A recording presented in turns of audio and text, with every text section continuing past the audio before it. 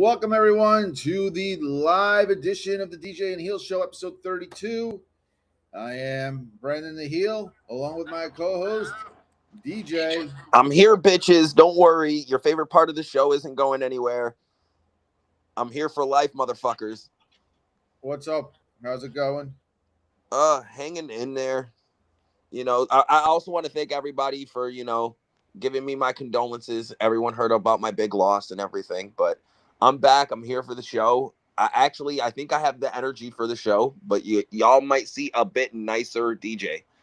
I'm going to nicely tell people they suck. So it's going to be fun. Are you sure we're going to get a nice DJ? I have a feeling we're not.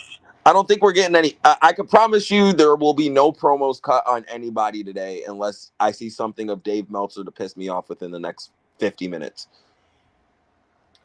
Where do you want to start today, then? You want to start Saturday night's main event? Yeah, you were there, motherfucker, Mr. WWE Shill, Mr. Taking Pictures with William Shatner. Oh, did you do? You should have did the Spock sign when you took the picture next to him. There was so many corny people doing that, and I was like, no, I can't. There were people literally in Star Trek costumes. Because it's William fucking Shatner. It's Captain Kirk. He has done more than that, but, That's what he's known for. I know. He wasn't feeling it 95 years old. God bless him. But, yeah, I was at Saturday night's main event last night, and we're going to compare our experiences from what you saw on TV compared to what I experienced. So hold on. Let me also update you on what happened during the live stream. So me, JJ, live stream. Speaking, as soon as I say his name, he appears. He's like fucking Joe Hendry. But me, JJ, Dose, and it was Chris who was the last guy. We all were watching. Thought the pre-show would be on Peacock. Thought Peacock would give enough fucks to put it on there. Nope, it was on YouTube. And they didn't tell anybody it was on YouTube, ergo why the highest view count for the pre-show match was 73K. Because they didn't tell no one it was going to be there. No one knew it was going to be there. Because me, JJ, and Dose all went to the fucking Peacock app waiting for that shit to start at 7 o'clock. And then I had to text you and be like, is there a fucking match going on? And you sent me the video. And then we're like, oh, it's on YouTube. So we only saw about half of Laredo Kid and Trick. The half we did see was a fair, decent amount of business. It was a good opening match. I don't think WWE is going to continue the AEW fact of, doing a pre-show or pre-show matches. But for a WWE pre-show match, it wasn't bad. It was a good way to kind of set the tone for the show, even though it didn't mean fuck all of nothing. I think people are starting to realize this new what cycle of Saturday night's main event are just glorified televised house shows.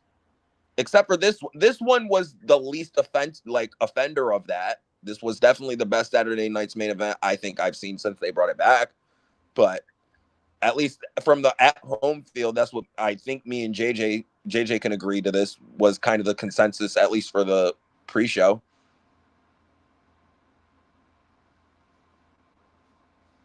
All right. JJ, we can't hear you. How about JJ? Now? Oh, there we go. Okay, yeah, I got a thing saying, oh, we can't recognize your camera or mic. I'm like, but I can. So I just had to tap some shit. Okay, but yeah, I agree. DJ, hello. Trick got a good response live there because I was there, and Laredo Kid really didn't. I guess people didn't really know who he was. I agree with you. I don't think it's going to be an ongoing thing when it comes to the pre-show. I think it was done because it was MSG. Because it was Trick's debut in MSG. It was Danhausen's debut in MSG. I would not be shocked if they still do it, to do one match before on YouTube. Especially when you have they should just inform people. I knew it was on YouTube. I saw it earlier in the day. They announced that. No, but I'm saying the casual WWE fan and watcher of these pay-per-views didn't know it was on fucking YouTube.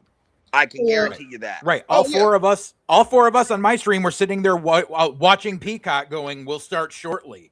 And that was the thing. All the graphics said it was supposed to start at 7:30 on Peacock. So that's what we were all waiting on. they relied on just releasing it on social media, and I think that's the problem. Oh, it backfired again. It backfired completely because again, only 73K tuned into the pre-show on YouTube. That was the height of the live viewership. I was paying attention to it as we were watching. It was only 73K for WWE, a main roster event of any sort. 73K is watching live on YouTube. I'm sorry, Brandon. I'm sorry. I hate to bring this up, but AAA gets better numbers than that on fucking YouTube. AAA. Sure do. Like, come on. Like, this is WWE. Of course, I will admit. But go ahead, JJ. Though, even with that paltry amount, that's still a higher number than 0 Hour gets on YouTube. Barely. 0 Hour gets 50K. You're barely beating out AEW's best by 23K at your best. The Grand Slam 0 Hour I was watching, and they topped out at like 30. Right, but in AEW's defense, 0 Hour is also shown on their streams when you order the pay-per-view. So it's not just on YouTube. Like if you're watching on myaew.com, you can watch the pre-show there. So it's not strictly just on YouTube in that defense. Right, but prior to my AEW, it was on YouTube. Like they've had one pay-per-view since they launched that service. Oh, no. I can also say, JJ, I can also attest to Amazon doing it too, JJ, because I've ordered a pay-per-view on Amazon. Oh, okay. All right. So I can at least attest to the Amazon at least doing it since they had their little deal with Amazon. Okay. But we started the official show with the women's tag team title match. I knew that Paige and Nikki and Brie were losing. I don't know if you saw it on camera, but they continuously were hugging each other, and it looked like they were thanking each other. To me, that was the equivalent of the boo-boo face. But it was also the right decision because, we got to do something with Fatal Influence, especially after on Friday where, they basically had JC Jane job out to Tiffany Stratton. Which I think she'll get a second chance to get back in that. I don't think she's sitting out of that. I hope not. With the lack of star power they have on fucking SmackDown right now, at least in terms of top women, they need to elevate someone like JC. I know JJ how you feel about her, but she is one of the younger, newer crops, and you got to do something. If you're not, you know what I mean? You can't just sit her around and treat her like nothing. We got Jordan Grace on the bench doing nothing already. We don't need another one.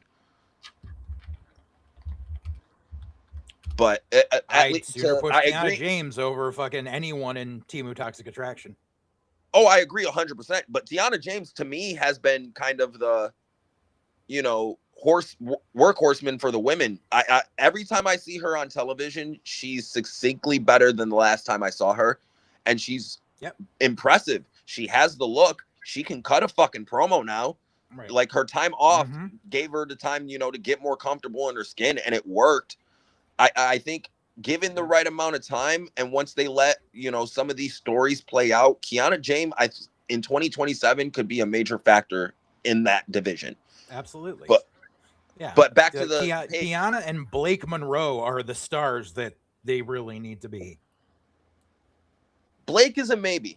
I think the thing that holds Blake's Blake a fucking star, dude. No, I agree. I agree to that, but I think because of Tiffany being there, takes away. Tiffany's days are numbered with Blake being there.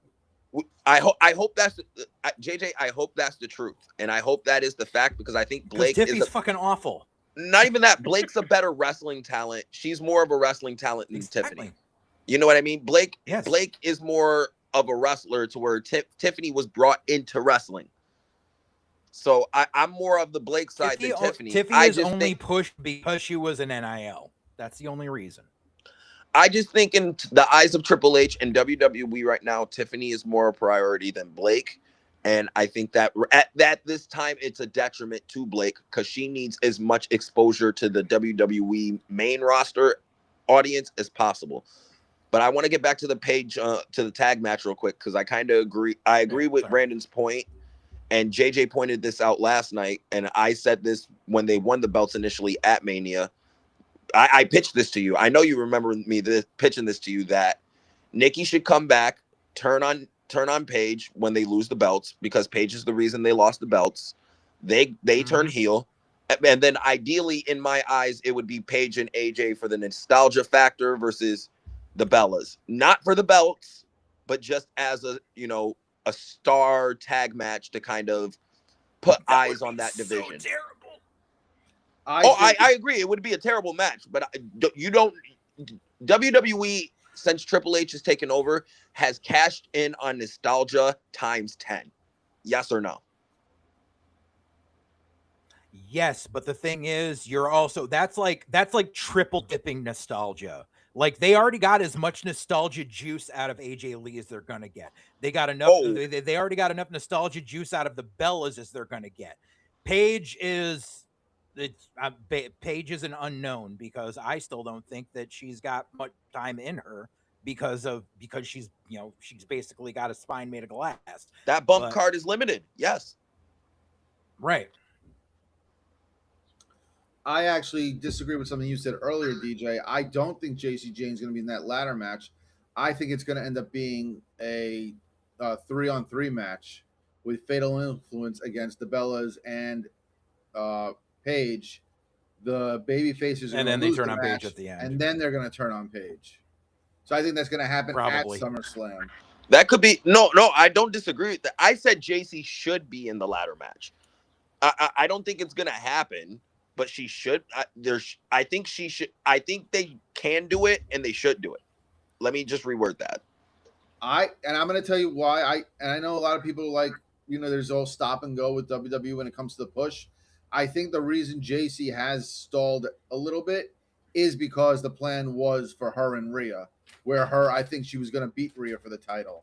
So I think they're doing the same thing that they did with Liv, that, oh, well, our plans didn't go right, so we can't pivot. We're just going to pump the brakes completely and wait for it to fall into place.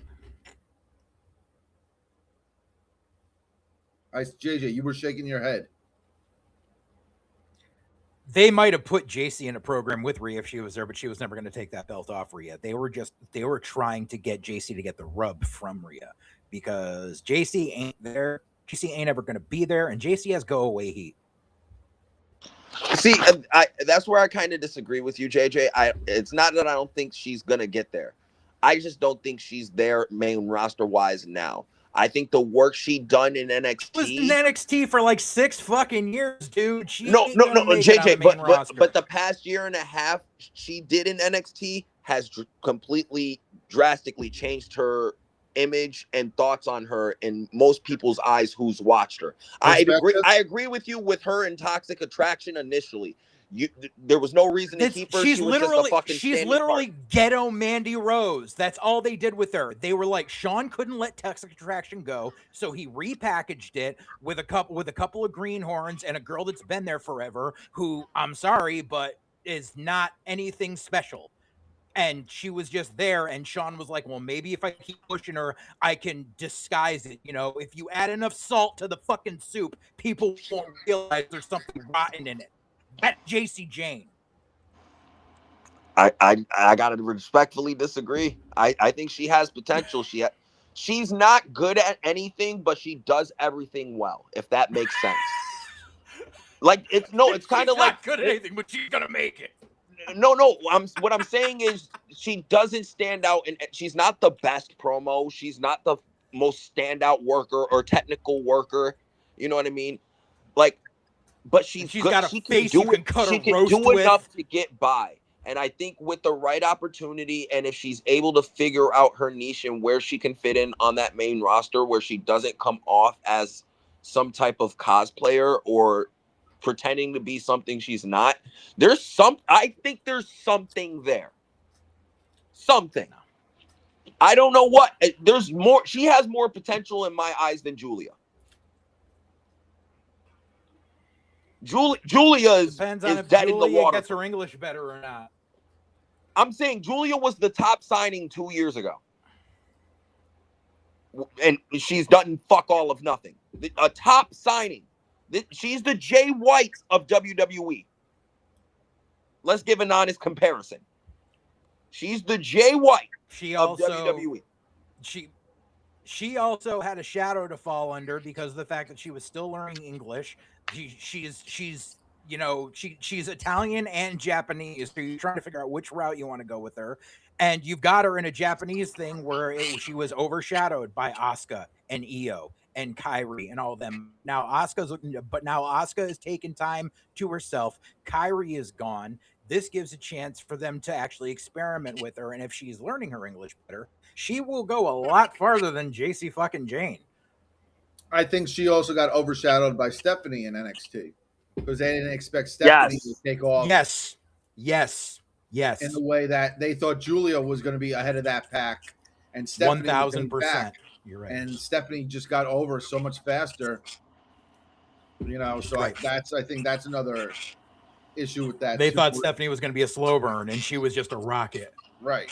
I also think we're seeing, and it's ironic, is I think we're seeing Triple H doing with some NXT talents what Vince did to Triple H with NXT talents. You know, they start getting over NXT. They're doing really well in NXT. They come to the main roster, and Triple H completely drops the ball with them. I think you're right, but for a different reason. I think with Vince, when he brought people up other than Kevin Owens and Sammy, he'd completely fucking repackage people and their presentation based on how they were presented in NXT. To where Triple H is keeping a lot of these guys' presentation, but he just doesn't know how to fit them in with the parts he already has in place. Well, but plus you're also dealing with the fact that go ahead. I was just going to say it's still the same result. Well, you know, it doesn't matter. It's still the same result. I mean, Jordan Grace. No, I just wanted to obviously state that the reasoning is different.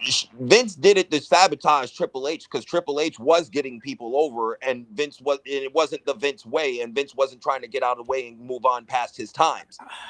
And to where Triple H is that's just a whole. And hold on, let me just explain Triple H's point of view at least. Triple H, I believe, to his best part, wants these people to succeed and wants to be able to do with them. But Triple H has too much on his fucking plate already, and with the NXT crop he's getting now outside of Oba, is too much for him to fucking handle. Plain and simple.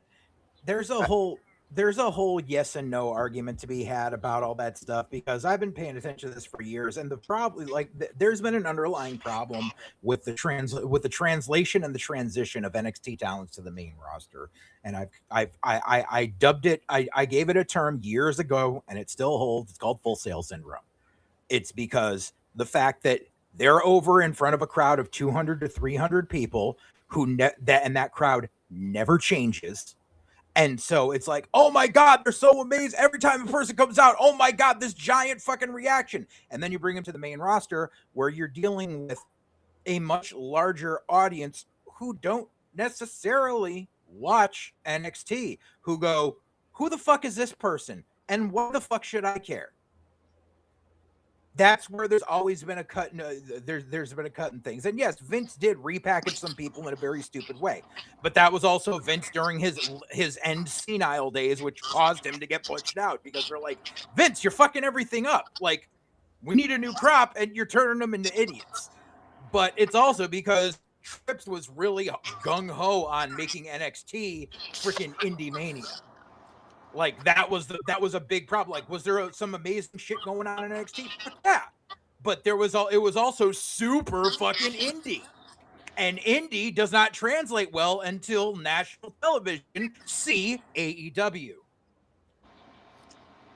No, I agree. So that's that whole argument. And you're still dealing to this day with the crowd at the PC, which is primarily family and friends and locals who either get the tickets handed to them or pay $10 for a fucking seat, who think they are the center of attention and that they dictate everything. And that's the problem. And Sean knows he can play those fuckers like a fiddle now. Which is why shit like Fatal Influence gets shoved down our fucking throats. It's like, oh my God, look how over they are. Yeah, in front of the same 200 fucking people that will cheer like fucking trained seals over anything over time. Well, as far I want to get to the match real quick, and I also sorry, we're off. No. But to end that point, I agree with you on the end bit you just said, except on the toxic attraction part. I think in time they can work, especially if the Judgment Day does fully break up. By what I'm anticipating by SummerSlam, I think there's going to be a breakup soon. Fingers crossed. But if they're the only female faction really around and doing anything, I think they can work. They can work. Especially at least on the women's tag team end. JC Jane, you know what? I'll hold my breath over that. I'll listen to you because you're more of the expert than I am. But I just from my fan experience and my how can I explain this? My preference in wrestling and how picky I usually am. If I sit here and I'm saying you can get something out of someone, I think you can genuinely get something out of her. There's something there. I don't think she's just a complete fucking waste of space. Again, we check out the AEW fucking women's roster. 60% of those are waste of space. I can name a lot of AEW women who don't deserve to be on national television. JC Jane does not fall in that fucking criteria. You can get something out of her. She has personality. Is it the best personality? No. But she has something. I'm not saying to make her women's world champion, but she can definitely be a solid upper mid card champion, and you can steal a pay-per-view or two out of her just because she's in a faction, and you can use the other two to help her get and extend the heat. But there's enough solid mid card women there already. You don't need a muddling mid card. You need stars, or you need mid carders that can eventually be stars. And if her ceiling is I can be a good mid carder, guess what? Go get a fucking check from Tony Khan because they're wasting our time. But as far as the match went, I thought it was actually not that bad. For a women's tag match, it was not that bad. There were a few things that kind of irritated me just because I'm a tag team aficionado. Like the one backslap tag they did to Fallon Henley before she got busted hard way. Seriously. JJ heard me bitch about it immediately. I'm like, I hate the fucking backslap tag. She wasn't even holding the tag. She wasn't even holding the tag rope. She just fucking tagged her back and got in. And the ref went with it because it was a part of the routine. And that's the issue. We need to start teaching people what the actual rules and how to work tag team wrestling instead of just doing the same fucking formula every goddamn time. Right. But again, other than that, the whole dirty. Oh, sorry. Oh no, you're good. Sorry. I just wanted to say, other than that, it wasn't a bad match. I've seen worse women's tag matches, especially in WWE. I'm glad the title change happened because it needed to happen. And let's hope Fatal Influence can get a full faction of belts. But go ahead, JJ, on you. The whole dirty finish with the roll up was directly in the eyesight of the ref. Like I was about to say that. Like that. Yeah, that seriously, like that shit don't fly. Like I hope someone got lectured about that in the back. Because no. that wasn't hidden at all. Even I saw that from where I was, and it was right in front of Jess's face. She was looking right at her. So, Yeah. But you know what I found through the entire show, and I went back and I looked at the times of the matches. When you're there live, it feels like the matches are a lot longer than they actually were. Like that tag match was only 7 minutes, and it did not feel like it was 7 minutes. I thought all the matches were much longer than they actually were. But I think that's more of a lot. It's because of the crowd too, and you're interactive with it. When you're interactive with it, it kind of like slows down the time and experience at the time. To where when me and JJ are just sitting home watching it and we're shooting the shit with each other, it's kind of more of not more of a daunting task, but it kind of just passes by quicker. Yeah. I also wonder if the commentating leans into that as well. I wasn't listening that much. I couldn't tell because I had the volume off. Yeah, I wasn't listening. You guys were live streaming, so. Right. But yeah, to wrap it up for the tag titles, it was the right decision. It was time to get them off. Paige and Bray, they wasn't really doing anything for the tag titles. The only problem is now who is going to challenge. They really don't have tag teams, even for the women. So, well, it would have to be someone babyface wise. That's the bigger issue. They don't have any babyface tag. They got a bunch of heel tag teams. They got Judgment Day, Jade's bitches, them. I mean, you got Tiffany and Chelsea that are kind of like doing something. I could, but I would go with that. That's okay. I'd be okay with that. That is a starting fucking feud. It gives Chelsea anything that gets Chelsea Green on my television. I'm perfectly fucking fine with it because she's entertaining at whatever she does. And the other question I have is the tag teams going to be strictly Laney Reed and Fallon Henley, or are they going to put in JC and do the Freebird rule? I hope they don't Freebird it. I really don't.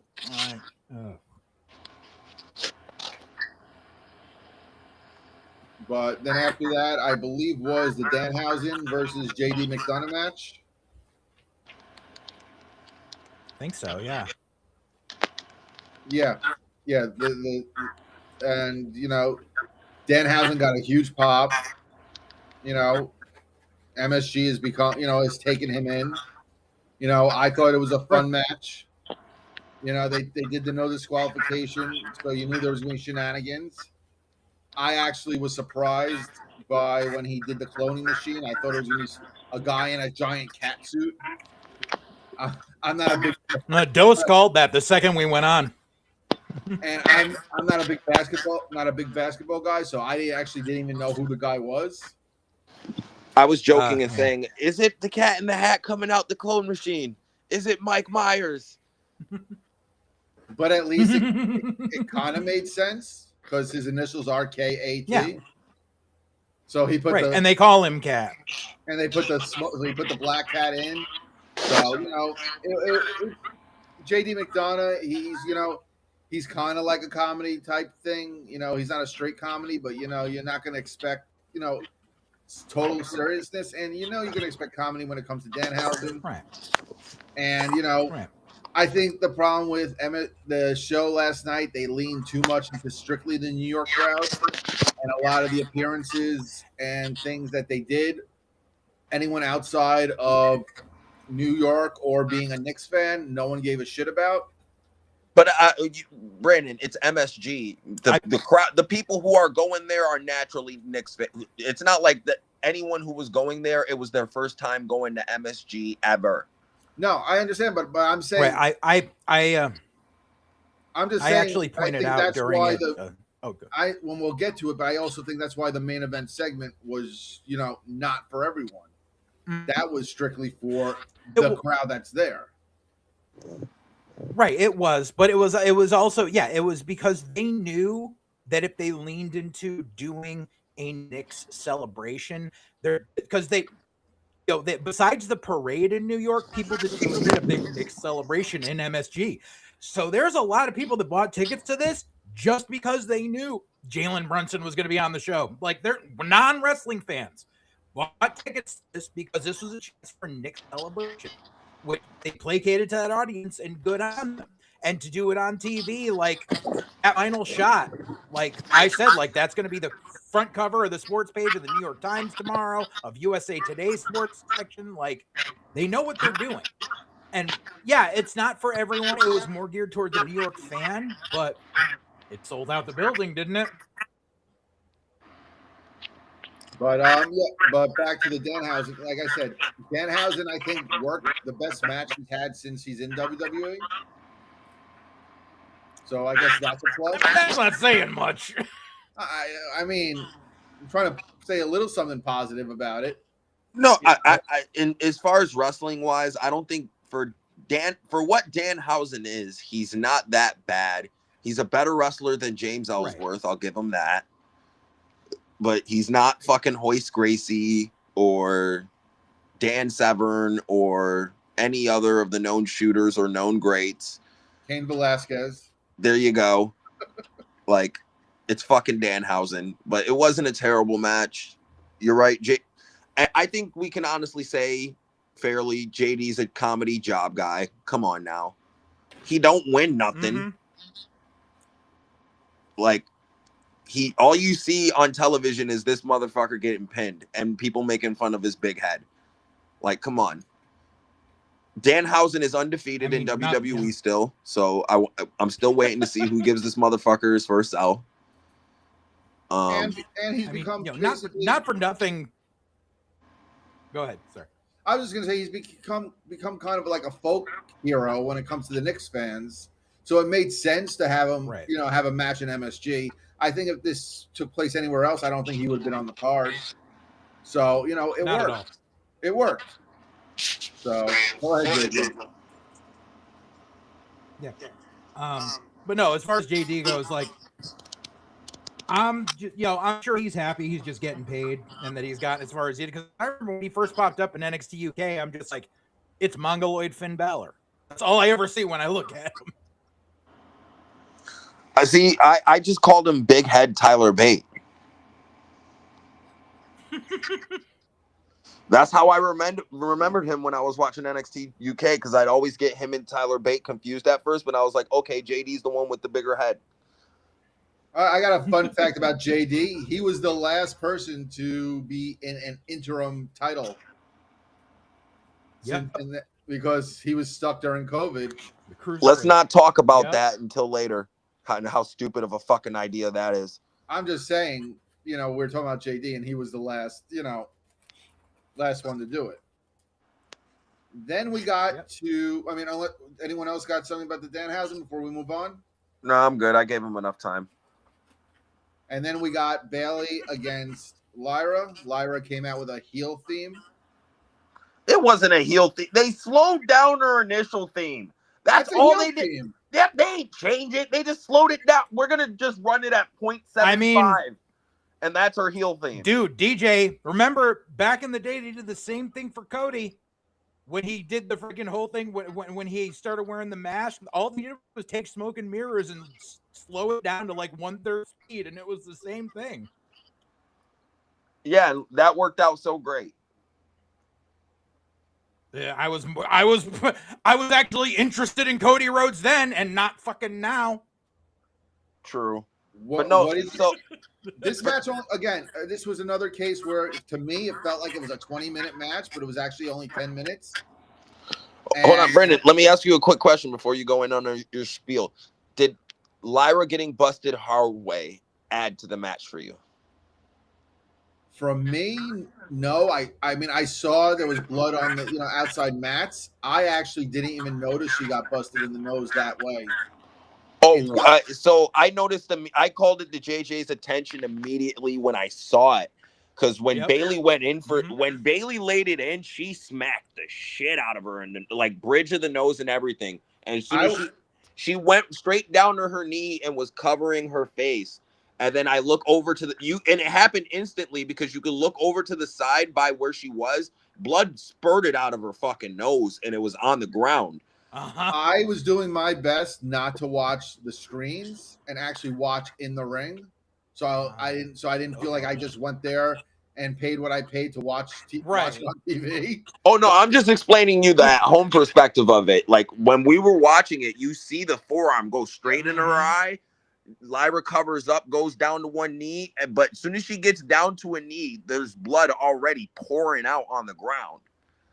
Right, and until I looked at the chat, and Hub said that she might have broken her nose. That's when I started noticing the blood and all that.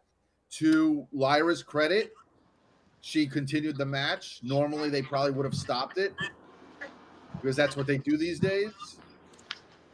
I also don't think... but I think it was, I don't think she actually broke her nose. And the reason I say that is I actually saw her after the show. She was actually getting her car in a car garage with she was riding with Fatal Influence.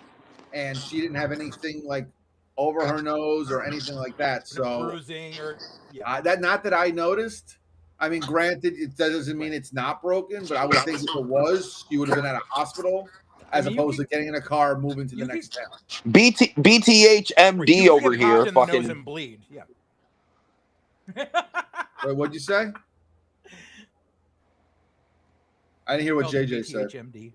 Oh, no, I said you can get popped in the nose and start bleeding and not have a nose. I've been in some incidents, but to their credit, like, because I remember right before the match came on, fucking DJ was like, "Here comes the piss break match." Here comes the and I piss was just break like, match. Never say that. And then, like, the second she got busted, I was like, you could tell they were calling an audible. It was just like, you could tell the ref goes over to Bayley. Bayley's like, no, let's keep fucking going. He goes over. He covered her face with the towel to be like, listen, we're gonna keep going on this. And then they just played into it, and that made the match so much more than it probably was supposed to be originally. Like, that was, I was saying right before, like, how I like Lyra. And I think she just hasn't found that next gear yet in order to connect and really make an impact on the main roster. And I think her getting busted open in the face last night was her finding that extra gear, because then they just laid into it. And you could tell apart, like when Bayley put her in the choke, it was like, you could tell she was holding on to those. She's like, let's just squeeze a couple more drops out of here for this. Like, and Lyra was for it. She's like, let's fucking do it. And fucking bravo on that whole match, man. Bravo. They were, for you guys, they were going pretty stiff, right? It looked pretty. Oh yeah. No, they were, again, in terms of the best match on the show, this was it. I like this way more than the main event. It was a better worked wrestling. It felt like an actual wrestling match, a contest, for other words. The blood added more context to this.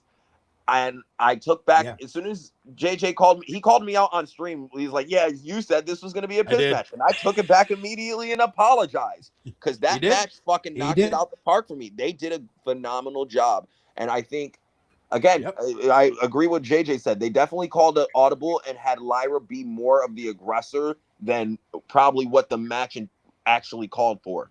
And Bayley went out of her way to make sure she got that girl over like $1 million, and she did. So I did, once I noticed the nose, I did cringe every time that Bayley would hit her in the face. I'm like, oh, come on. But the best part was Lyra was leaning into it. She's like, crack, I need more blood out of this. Get me good. She was going for the Becky thing. She was trying to get that bloody nose to have that shot. But no, this was the best match on the show. This was definitely kind of a Lyra coming out party as a heel. I think they should change a few things in terms of the Lyra heel look and kind of make her. I think they should try to transition her more to make her look more like Tatum, to kind of play into that. Maybe that's just me and being the NXT mark I am. I know, JJ. But I thought she was. Tatum's already doing that. We don't need another Tatum. I think when they bring Tatum up, they can use her immediately as a tag team, because they can pair them up. They work great together. They have history. They can, but like Lyra needs to fly on her own right now. No pun intended. I actually thought that Tatum was going to help her win. I was like kind of waiting for her to show up, but and then obviously Moxley's finisher, which I'm sure you loved, DJ. She used the bulldog choke. It actually looks better when she does it, though. Yeah. And then then we got to talk about the post match. She beat her down. She put her back in the bulldog choke on the outside, and then she hit the Nightingale, one-winged angel, whatever the fuck she calls it, onto the steps, and it looked like Bayley was dead. And of course, everyone's like, "Oh, that's the write-off." Bayley to AEW confirmed. Bayley's all elite and all that stuff. So,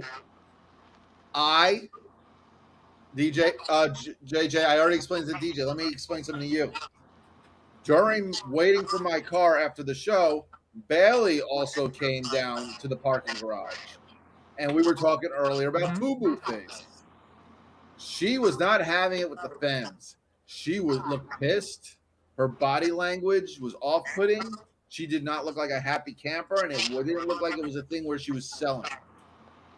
Well, that doesn't mean she wasn't. And I didn't bring this up to you initially, but it doesn't mean she wasn't working. It doesn't mean that she wasn't selling the back or anything like that. She just walked down. She had her luggage. There was hundreds of people waiting for cars, and she just walked right past them, right down, and didn't stop for pictures. The other girls were taking pictures and stuff like that. So I wouldn't stop for pictures either if I got laid out. I was like 50-50 last week. I'm kind of leaning more that she might be done. But then, that brings up the conversation. If she does go to AEW, once you get past Mercedes, which is what is the only reason she would be going for, what do you do with her then? So, nothing. That's the issue. It's like once you do the Mercedes stuff, and you squeeze all the juice out of that, she's just another girl on the roster. But then on the flip side, she stays with WWE. She's pretty much done all there is to do. She's not going to ever get that super push again. So it's like, what do you do with her? Brandon, this is how I see it. If you can justify keeping Natalia's old useless ass around when she hasn't done fuck all of shit in 7 years, you can keep Bayley around to do anything. Fucking anything. You can keep Natalia around. I'm sorry. In my eyes, JJ, Natalia is useless in WWE. Other than the fact that her last name's fucking Neidhart. What has she done? How many people Natty has helped train and get over in America, Canada, and Mexico in the past 5 years? She can go do that in Just AEW. Because you don't see. No, she can't. Because if she goes to fucking AEW, it's going to be women sitting around doing fucking nothing. We already know this. Natty has helped elevate so many women, but just don't see it on TV. You think she's useless. Natty's the fucking brand ambassador that they send to the NWA because they know that fucking people will follow it. She was the first one to go down to Mexico with the Triple H stuff and started getting all those girls ready. Fucking Natty Bayley can do. Okay, cool. We can swap her out for a newer version. Bayley can do that too. No, this way Natty doesn't have to do it alone. I have to disagree with you, DJ, that she's useless. I get, she's not going to get pushed to the top. She's that player coach role, and she does it in different aspects of WWE. I'm saying, okay, if we're keeping her in AAA and NXT, I'm all with you guys. I'm saying as a main roster talent and taking a main roster fucking spot, if we can make the excuse for Natalia, there's no reason why Bayley should not be paid and kept on that roster to do something. The other thing with Bayley is she has that Lodestar or whatever the hell that thing she's been doing. That got us Nikki Blackheart into WWE, who's right now in NXT. Right. NXT. So, there's that coaching aspect or maybe even a producer aspect for Bayley.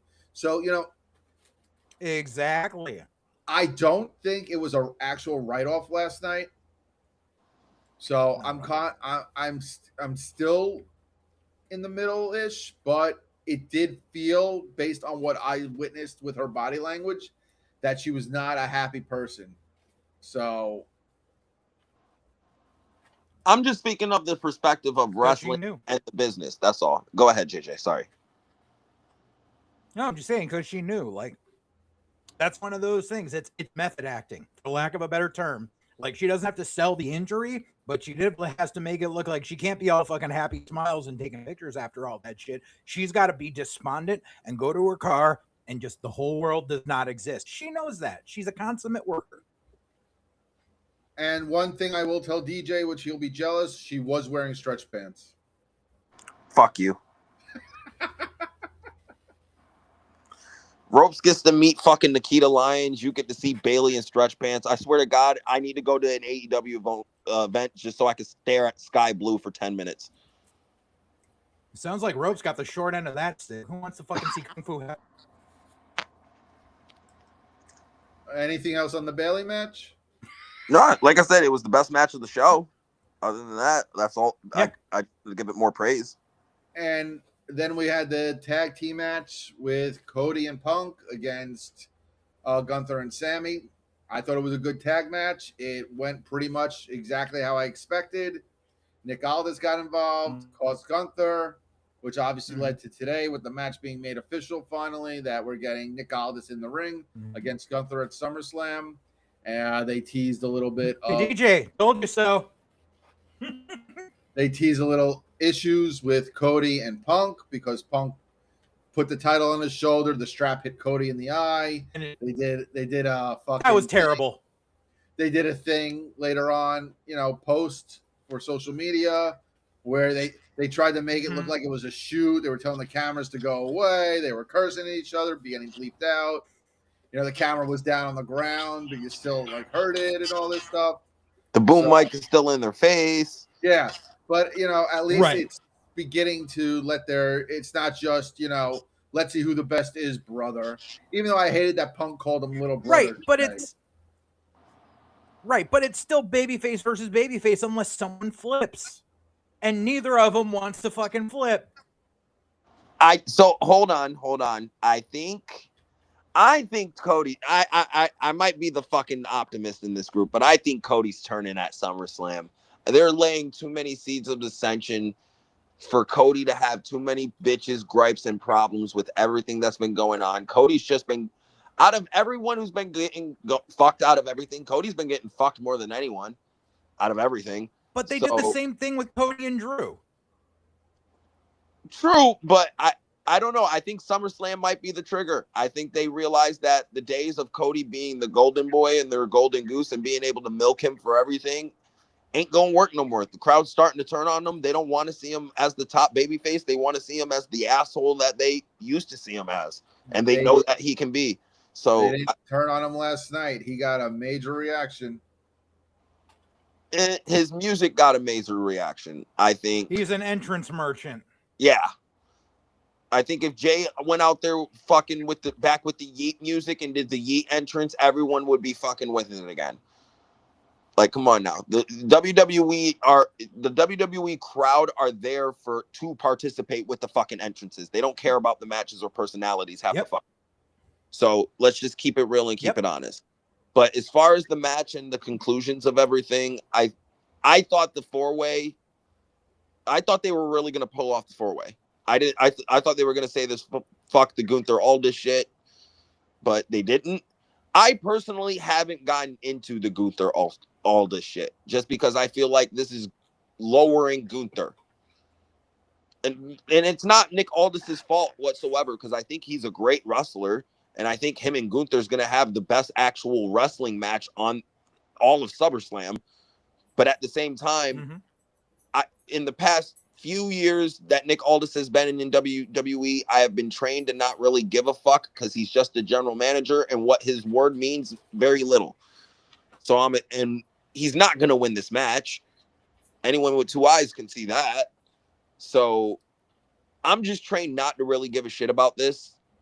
But as far as Punk and Cody's concerned, we got 3 weeks for them to do a better build. I think those two can cut the promos and let's not act and pretend like it's not going to be on both Raw and SmackDown with them building it.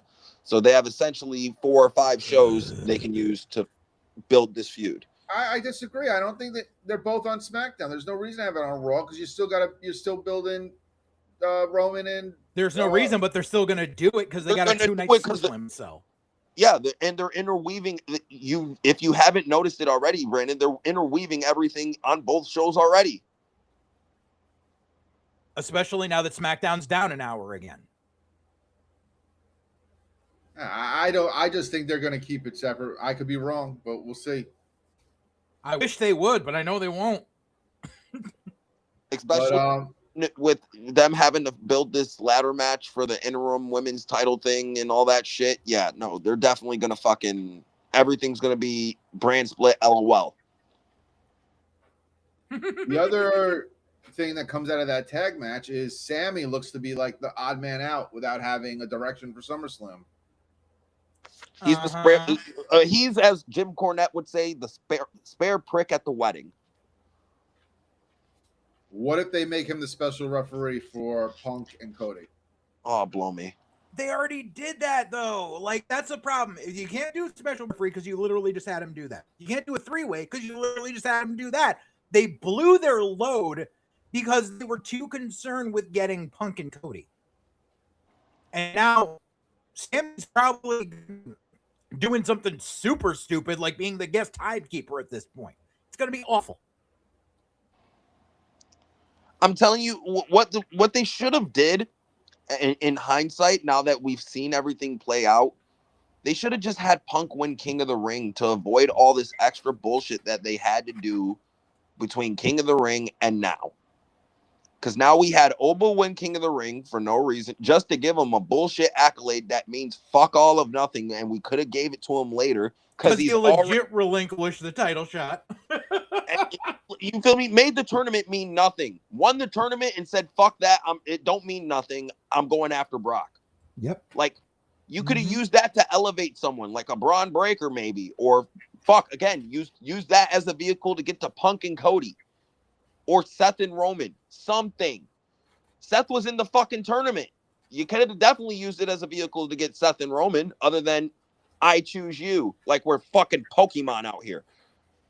Like, no, like, you know what I mean? WWE booking in hindsight has been fucking stupid and lackluster. And they're just making it up on the fly, and it's getting worse every time because they just creating more and more plot holes for us to go, why the fuck are you doing this? And that's the issue with WWE. Literally, I have a tweet blowing up right now, still blowing up for no fucking reason, just stating that they haven't been able to reach back, get even close to their fucking peak at 41. Cheap plug. Cheap plug. You know what I mean? Go check that tweet out so I can get it to 100K views. Fuck it. But you know what I mean? But like, there's so many different avenues they could have taken to make shit make logical sense and keep people interested, and they've done the exact fucking opposite. And it's mind-blowing because now we got Seth and Cody right now. That could have been, if you're telling me we had this match 3 months ago, oh, that's the hottest feud they could put. The hottest. Cody versus Punk. Remember, I'm not losing to Dusty's kid. They haven't brought that shit up yet because they don't know nothing about long-term storytelling no more. You want to know why? Because apparently Vince was the only one who told them about it.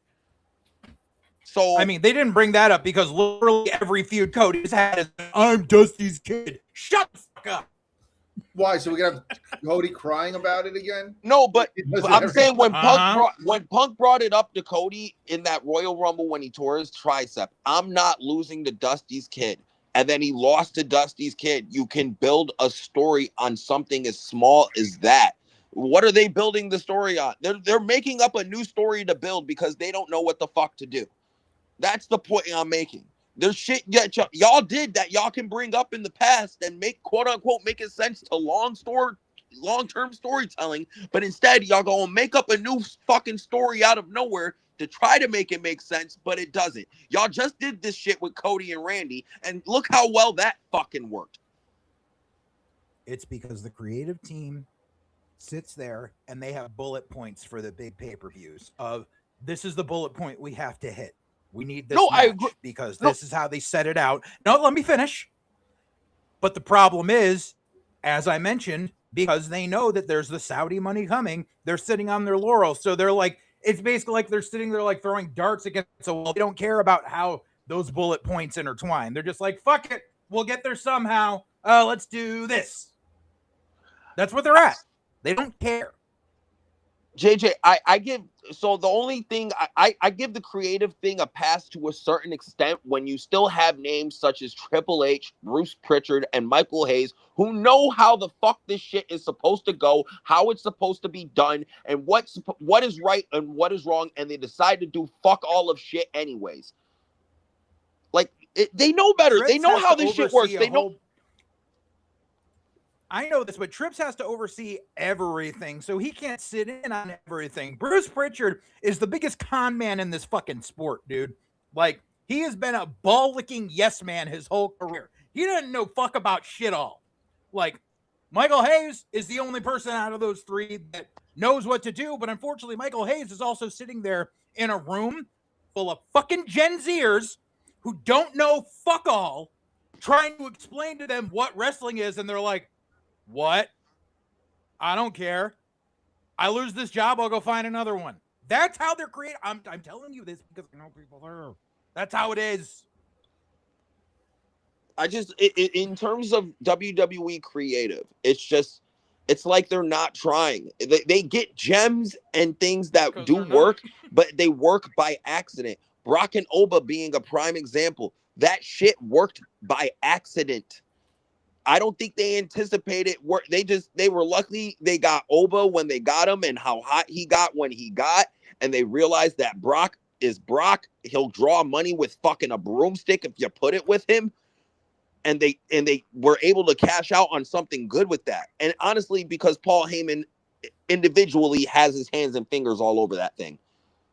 That's another thing too. There are certain things, the things that stand out in WWE as of late are the things that only have one person's handprint and fingerprint all over it. The Bloodline being an example. The Bloodline was so good because that was Paul Heyman's baby right there. It was Paul Heyman, Triple H, and Vince McMahon. That's it. That was the creative team for that whole Bloodline bullshit. It was those three minds with Roman having some input. Saying, yes, I'll do it, or no, I don't want to do it.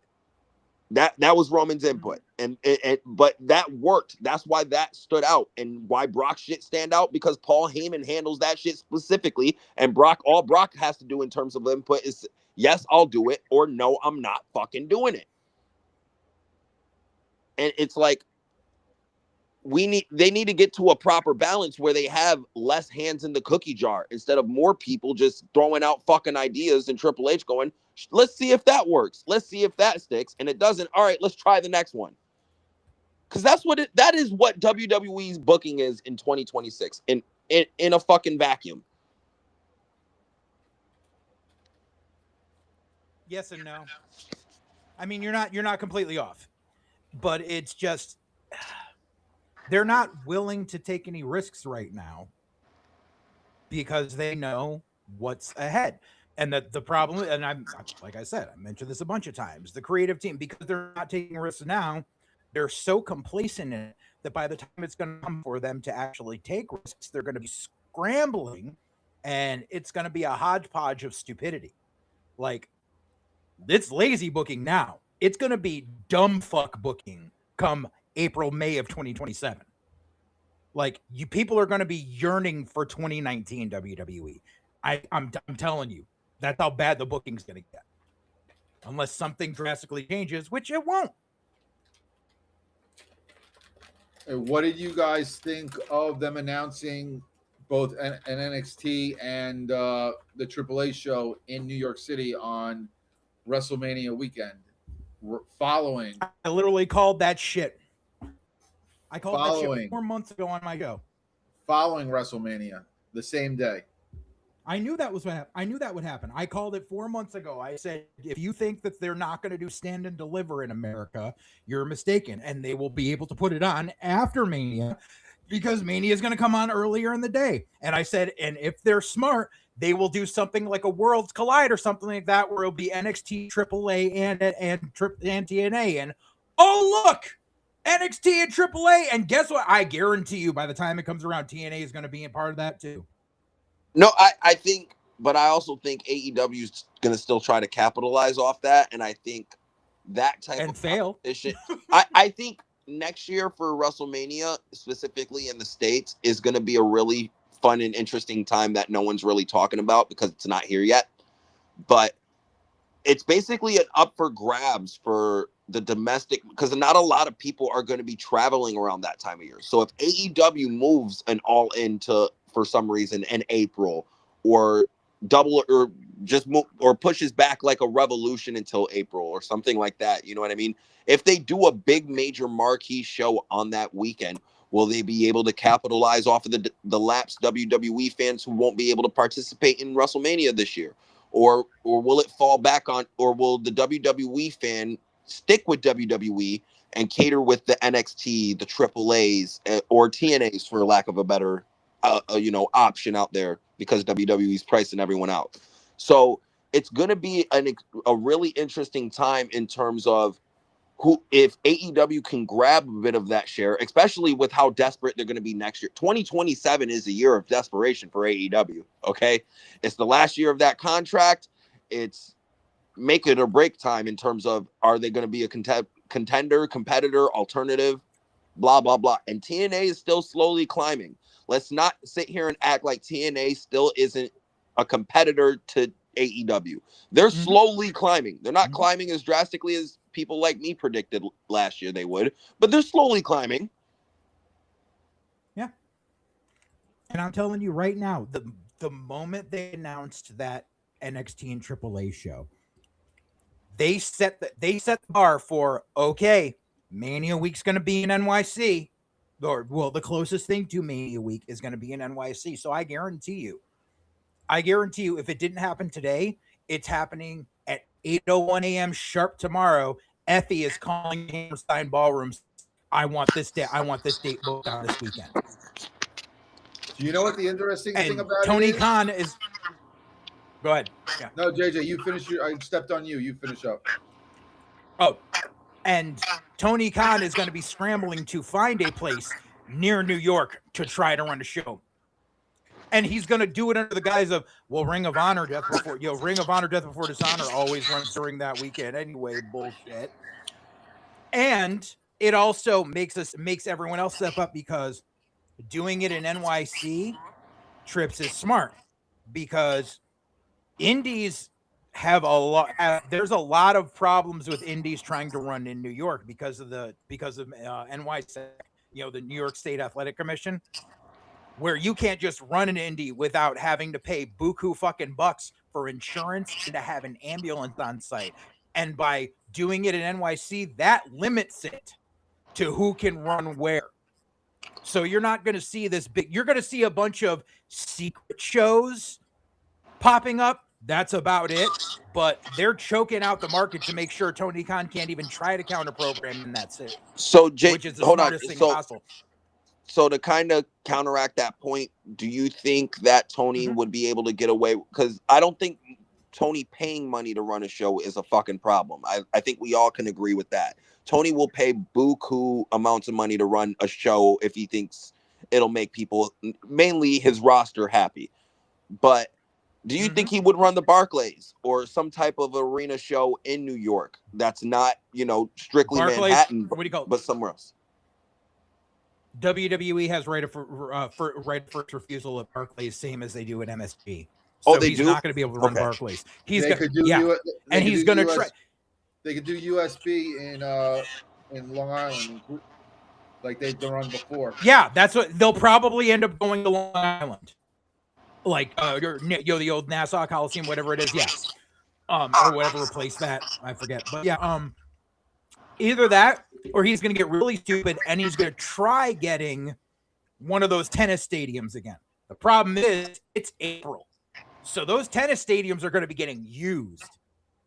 So he's probably assed out on trying to do that. Like, this is stuff that I guarantee you that WWE's events coordination team has been looking at ever since they announced Saudi Arabia. Okay, this is what we're going to do it. This is the weekend. Since this is the weekend, and I guarantee they locked down a whole bunch of shit. So the second Tony Khan tries to do something, he's going to get hamstringed right away. And to add on that, do you know what's the one thing that they're keeping very close to the chest? The dates. No dates. When has WrestleMania not had dates announced the year before? There's no dates for any of these shows announced. The arena, you think that, I'm assuming the theater of Madison Square Garden is still owned by the Dolans as well.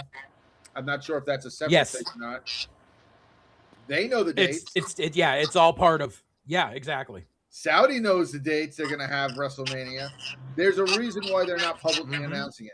And I guarantee you all that's being kept close to the chest, that no one in AEW, Tony Khan, doesn't know when those shows are being run. Because they're going to wait as long as possible to the point that Tony won't have the time to book any of these places because he's not going to know the dates. Right. Now, JD, let me ask you, do you think it would be stupid for AEW to book New York during that weekend? Wouldn't they have more success going somewhere else? As far as ticket sales, they might have more success going somewhere else. Florida. Because the whole problem is sorry.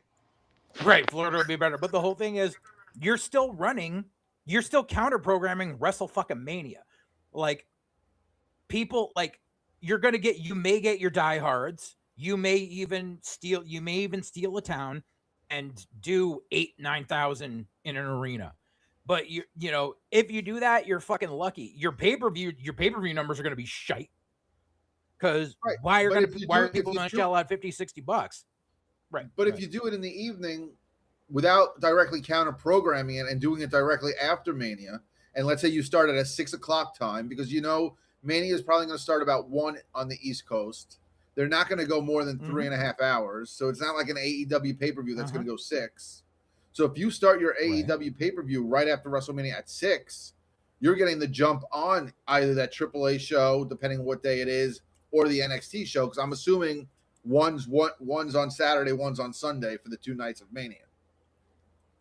Right. But you also got to figure if they're already doing the AAA, they'll probably do it with NXT too, where they may be like, all right, we're spanning out this time.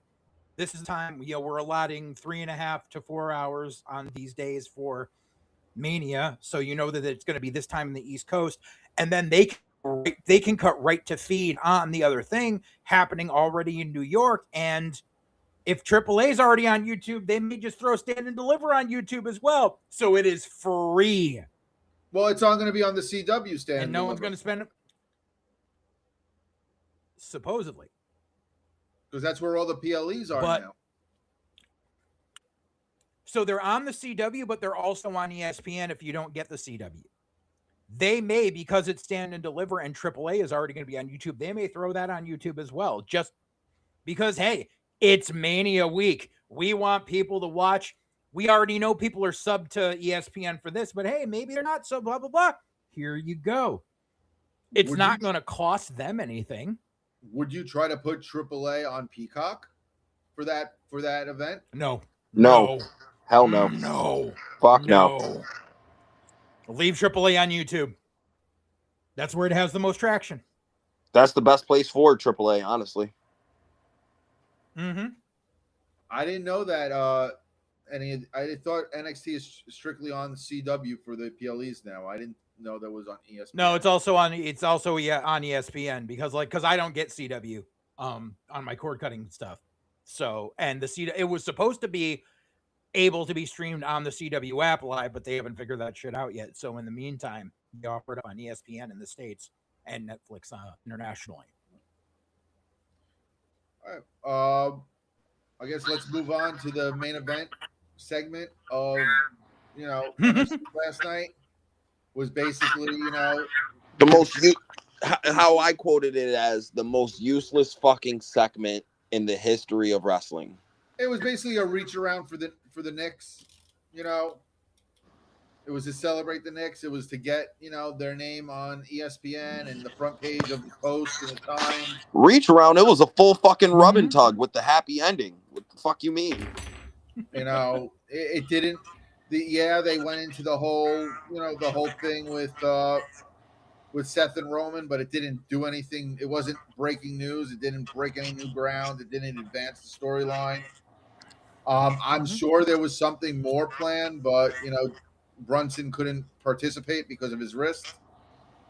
Neither of them could have participated. Halliburton just came off of ACL surgery. I don't follow basketball. I don't know. I do. Let me add some context to you. They brought a motherfucker from Indiana for no fucking reason. These two don't even have a real fucking rivalry. The Pacers and the Knicks aren't real rivals. Pop, like, this isn't even a fucking thing. But WWE's trying to make it a fucking thing because they're both marks. So, again, they're cashing out on the fact that Jalen Brunson just won a championship in New York. Again, he's the king of New York. He's basically fucking God now for the next 6 to 8 months. Okay? Until football season gets fully in traction, this guy is the greatest motherfucker to ever live in New York. He don't got to pay for food. Women will suck his dick if he just asks. Okay? He is God. Okay? Like, you don't got to worry about shit with Jalen Brunson's around, okay? And WWE is cashing out on that fact. I'm okay, and I'm okay somewhat with that. But the fact that they used it to main event the goddamn show and use it to bring motherfuckers who had nothing to do with the Knicks. Seth Rollins again, a Chicago Bears fan. So if anything, he likes the Bulls. So why the fuck is he here? Why is he here with someone who's from fucking Indiana? If anything, who the fuck? I don't even know anyone who plays for the fucking Chicago Bulls anymore because, lo and behold, they fucking suck now. Yeah. So, okay, but bring a Chicago Bull with him or something. Didn't Tyrese used to play for the Knicks and got traded? No, he got drafted to the Pacers and always played for the Pacers. You're thinking of Tyler Hansborough. Okay. But didn't they have? Didn't Brunson and him have some sort of interaction a couple of years ago at like Barclays or something? Oh, so we can tell long-term storytelling between two fucking basketball players, but we can't do it with our goddamn wrestlers. But you also got to remember, Knicks fans knew it. It's also Fanatics over in New York City, so it's all intertwined. Right. You know, so you got to think it. Oh, you know, yeah. And again, this was done for New York. This was done because they want to jump. They've been involved with the whole Knicks thing. They got the belt. Listen, that is fine. Don't televise it. Don't televise it as your main event. You can do this for the fucking crowd. But if you're going to televise it and tell people this is your main event segment for your fucking wrestling program, I'm sorry, this was useless, feckless, worst main event segment I've ever seen in my fucking life in the context of wrestling. And it honestly, it offended me as a basketball fan because basketball fans don't give a fuck about wrestling. And again, it goes back to what I said before. But it got eyes on the product. Again, it's what I said before. You know, it was if you're outside of New York or outside of being a Knicks fan, you didn't give a shit about this. It did absolutely nothing for you. Which adds to my point of do it after the show. Don't televise it. There's no problem if you have Roman Reigns go out and do a 10-minute fucking entrance with Jalen Brunson, hand him a fucking belt, and then have Seth come out and beat him up after. You can even just have record it from the fucking crowd and use it as market footage, and then you can use it in a VTR or something. I mean, it's also from a business standpoint. You put Roman Reigns on the card, you're going to sell tickets. You know, you say that Roman Reigns is on Saturday night's main event, you're going to get people watching the show. So you got to think of it also from that point of view for as far as WWE goes. Okay, so if I tell a little kid, I got candy, just come to my van, and then eventually later after the kid comes to my van and he does get the candy, then you're arrested. Yes. Okay, so WWE should be arrested for putting this shit on in the main event. There we go. That's the conclusion we've come to. Let me ask, in a bubble of the whole thing itself, did you think that it was bad by itself, standing by itself? Forget all the other points we're bringing up. I didn't think that it was bad in that sense. You know, it just wasn't needed on the show. It was bad. Yes, there we go. It was bad from the sense of it was a waste of my fucking time. It was nothing I needed to see. This did not need to be a main event. There's other shit that they could have did on this show that would have made more sense and better waste of my fucking time. Again, overall, this was still a good show other than the main event segment. The main event segment was the one thing on the show where I'm like, why the fuck are we doing this? We get it's bad enough we get this shit on Raw and SmackDown all the fucking time. We don't need it on Saturday night's main event too. So if I may, I understand your vitriol. I understand all of that. I'm looking at it from the mind of a promoter. Here's the situation of the bigger picture you need to look at is the structure of the show itself.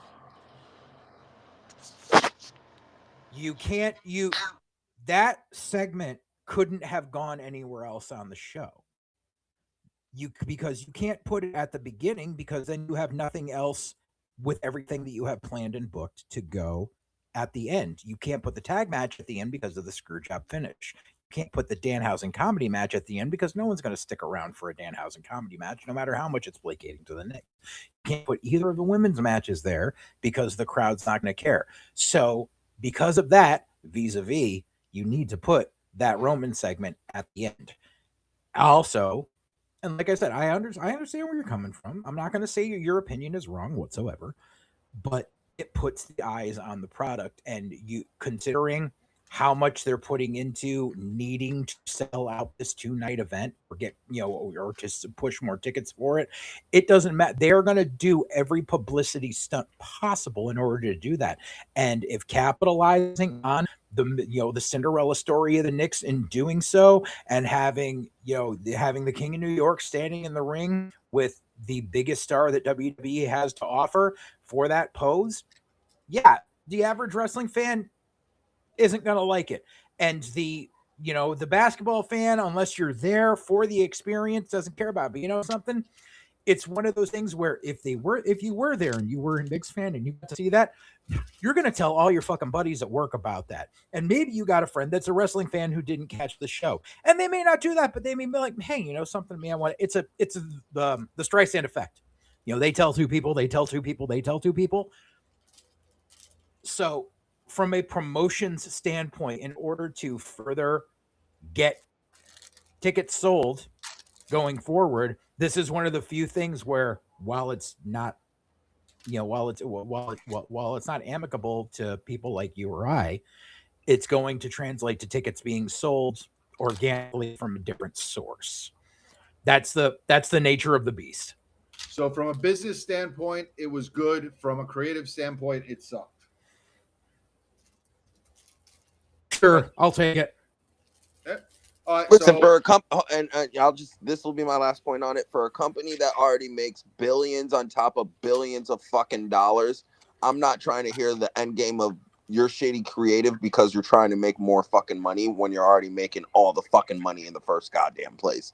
Maybe put some more effort in your creative. The thing is, they need to make all the money in the world because they're robbing Peter to pay Paul because of the money that UFC is not making anymore. So WWE is the other side of that coin, recouping the extra finances. So they got to keep pushing and keep making that money because, their numbers are up here, but that's also because UFC's numbers are no longer near up there, as the quarterly reports have shown. And you need to meet in between so that the company remains financially solvent. And that, everybody, was Saturday night's main event. So we put more into that show than fucking the WWE creative team. So to wrap it up, 1 to 10, what would you give it? I gave it a 7.5. It wasn't like I said. Sounds about right. Yeah. I'll give it, and you know what? Actually, I'll bump it up to an 8 because I said it was the best Saturday night's main event they put on since bringing it back. I think the one thing that would have put this over the top if they actually kept Jesse on, but beggars can't be choosers. Yeah. Yeah. We all know why Jesse isn't back. Because he tells it the way it is. He tells them the truth. That's why. Well, ever since what the cage match thing? Yeah.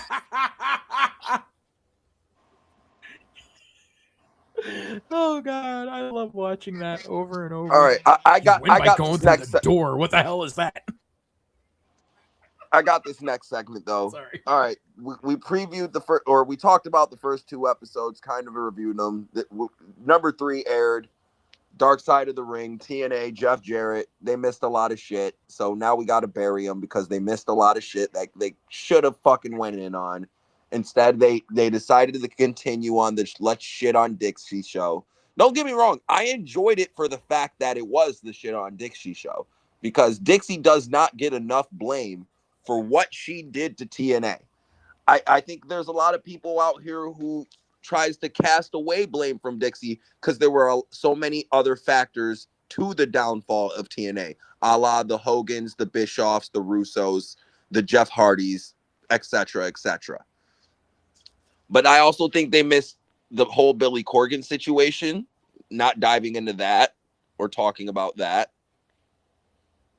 I think they went too far deep down the sympathetic route for Jeff and Karen. More of the Jeff side than Karen, because Karen tried to make herself seem sympathetic, but didn't really work. But I can definitely go more on the side now, definitely that we have all the information given to us that this was definitely a Jeff Jarrett puff piece for the most part. especially like the last 10 minutes. Yes. I will say for the most part, it was a Jeff Jarrett puff piece. They also didn't get into the Global Force Wrestling debacle. JJ, I was going to say, JJ was sitting there stewing, waiting for me to say that. Don't worry. I didn't forget. There's a lot of key major details that go against and all those things have in common is they make Jeff Jarrett look bad. Jeff Jarrett and or TNA look bad. Itself look bad. The entity of TNA look bad. Well, let me ask a question because they did touch on the Global Force stuff, but you're saying there was more to it? Not as much as they should have. Yeah. They were like, oh, Jeff formed Global Force, and then it's like, oh, I had the baseball stadium tour, that no one fucking went to. Like the fact, like there was one GFW show that drew like 45 paid, but no, we're not gonna talk. And the whole Jeff running a pyramid scheme to try to fund it. Global Force Gold was a fucking scam. It was a Ponzi scheme, and he was scamming marks out of money. Let's not touch on that because that makes Jeff look bad. And the fact that Global Force only lasted 8 months. And then they basically absorbed back into TNA. They merged back into TNA because it was so bad, and Jeff was literally going back into the financial hole that Dixie already dug into in the first fucking place. So that they did, again, in terms of everything they didn't bring up, it was all things that would make Jeff look bad and be detrimental to the story they were telling about Jeff. I still think as a piece on TNA, we still did get some small bits of information and a few bits of different perspectives. I think there should have been a little bit more blame on Russo. Ideally, like Russo tries to sit here and say he wasn't the reason they got kicked off of Spike TV. He wasn't the only reason, but he definitely was a giant fucking reason why they got kicked off of Spike TV, and him going behind the people's back, going behind Dixie's back and writing to the Spike television reps that he's the one helping write television. He's the one coming up with all the good ideas. He should be hired. He needs a job, blah, blah, blah. There's the emails and discoveries to prove it. This is all public knowledge. The thing about Vince Russo and the shit he says, he doesn't realize that all the shit he says is easily disproven via public record. And you can look this shit up. And what was with the little rub to AEW at the end too? Nothing against AEW on this, but it had nothing to do with this story.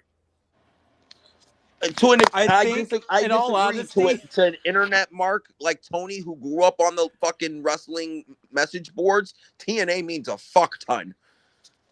But go ahead, JJ. I honestly think that this was a backhanded bit that, I mean, granted, they had to mention it because Jeff's working there now and Jeff's helping out people, even though he's really fucking not. But I think it was just a backhanded thing of going, hey guys, guess what? You know how there was a company that had an empty-headed fucking Nepo baby draining their dad of money to run the company? Guess what? It's still happening. I mean, like, I get that Jarrett's working for AEW now, but if this is a dark side of the ring about TNA, the rise and fall of TNA, if you will, it just made no sense in that narrative to have 3 to 5 minutes of glazing AEW. I mean, I get maybe in the portion that you're trying to show that, like, after he dealt with the alcoholism, how Jeff Jarrett rebounded back to being a major promotion and all that stuff, but it just seemed out of place for Tony to be even involved in the project itself, let alone to let the very end being how great AEW is. Well, since we're talking about business decisions and how it could benefit their business, having Tony be in on this and making Tony feel comfortable to be in on something like this could open up ventures for Tony being on future projects or them going in on future topics a la Tony. You know what I mean? Like, hey, is there any way we can get you to, waive these NDAs so we can interview these people about Brawl Out? Because there's a story there. Everyone wants to know. It could be the biggest Dark Side of the Ring episode ever. But And you'd only get a one side of the is, story because Punk's not going to get right. talk about it. I disagree. If Tony lifted all those NDAs, I think they'd be able to get Punk. And it's not just Punk's perspective. We still get Lucy and Punk Ace would Steel. have to be gone from WWE. We still get Lucy and Ace Steel. I honestly want Ace Steel's wife's perspective more than anything. She's the one person who hasn't said fuck all of shit. I just feel it would be almost similar to this in the fact that you would get one-sided burying Punk, right? And you wouldn't get Punk's side of the story because he wouldn't talk about it because, especially if he's still again, I disagree. Ace Steel and his wife, especially his wife. His wife never signed the NDA. She's the one person in the world who can talk about it and just hasn't. Because she doesn't want the shitstorm. And respectfully, and you also got to figure, even if Tony did magically lift these NDAs, which would take a whole bunch of corporate corporate and court proceedings that are unfathomable, but you would need and you leave Punk out of it, which people would want to hear Punk's side. Punk can't participate because he's part of WWE. I guarantee you, if everything was lifted, I guarantee at the 11th hour before they started filming, Tony would call up Ace and be like, "Listen, here's $100,000. Stay fucking quiet." I don't disagree. I'm just saying. I'm just trying to just put out the perspective of the producers from Dark Side why they would put Tony into this. I think they only did it to try to soften him up so they can eventually get more Tony, either more of Tony on different topics or a certain topic on Tony. Honestly, that may be their ulterior motive, but it's not going to work out in the end. I also don't think Tony would be against showing up because it's free publicity for AEW. Right. But back to this episode. Yeah, we didn't get much new information. I thought the bigger Hogan got his blame. I think they definitely expanded on that and did a great job. As a Hogan hater, I loved every fucking second of it. Okay. Hogan doesn't get enough blames. Everyone praises Hogan for being the GOAT and one of the best wrestlers of all time, but they never talk about how this motherfucker literally murders every company he goes to. WWE in the 90s, after he left, what were they doing? They were in the lull period until he had to go to another company and milk them out for nothing. Guess what happened after he left there? They went bankrupt. Guess what happened after he left TNA? They went to shit. Again, I agree Hulk Hogan's one of the biggest box office attractions of all time, but we also have to sit here and acknowledge this motherfucker destroyed promotions for personal benefit. I disagree with the first two. I don't think what happened to WWE was because Hogan leaving. I don't think that was just because the business was on the downswing. But Vince and Hogan as a whole. It wasn't. Yes, it was Vince's decision, but Hogan definitely helped enable and helped try to politic his way to stay his way on top. And it didn't matter at whose detriment. A la a Jesse Ventura, a la a Roddy Piper, a la a Randy Savage. The list can go fucking on and on. I can keep naming names. I'm just naming the ones off of the top of my head right now. There were so many people Hogan kept down and kept Vince from elevating and creating and making new stars outside of Hulk Hogan that they went into a terrible lull period, not being able to create any new stars until they had to completely change everything. They had to reinvent the fucking wheel because Hogan took the wheel and took the wheel home with him. I get the hate, but I disagree. There's way more to it than that, dude. I'm just stating the reality. Like I said, I'm just stating the reality. People like to over. Well, dude, let me tell you about DJ, if I may. How old are you? Almost 30. Okay, so during WWE 1992, 93, 93, how old were you? Not alive. Exactly. I was. And being someone who studied the business because I got into it and I needed to study everything, and I'm by no means a Hogan apologist. So, but the thing was, 92 to 93, WrestleMania 8 to WrestleMania 9 was the beginning of the worst lull in the business. Hogan left after Mania 8 because they were like, okay, we're at home. And between 8 and 9, the house shows were down so much and TV was down so much that Vince threw a Hail Mary to bring Hogan back a month before Mania 9. And then while Hogan was only back for 6 months. They put the title on him, and then he dropped it to Yoko, King of the Ring, and was gone again. And because it wasn't working. No, they only put the title on him because they needed to boost up Europe sales. Right, because he was supposed to do the European tour, which I think he did. He did and was gone anyways.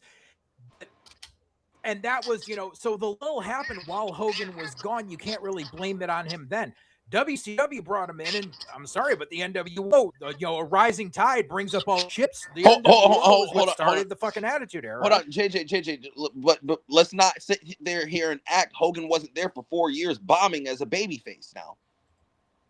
He bombed as a babyface. He was bombing like as a Hogan was dude. getting paid.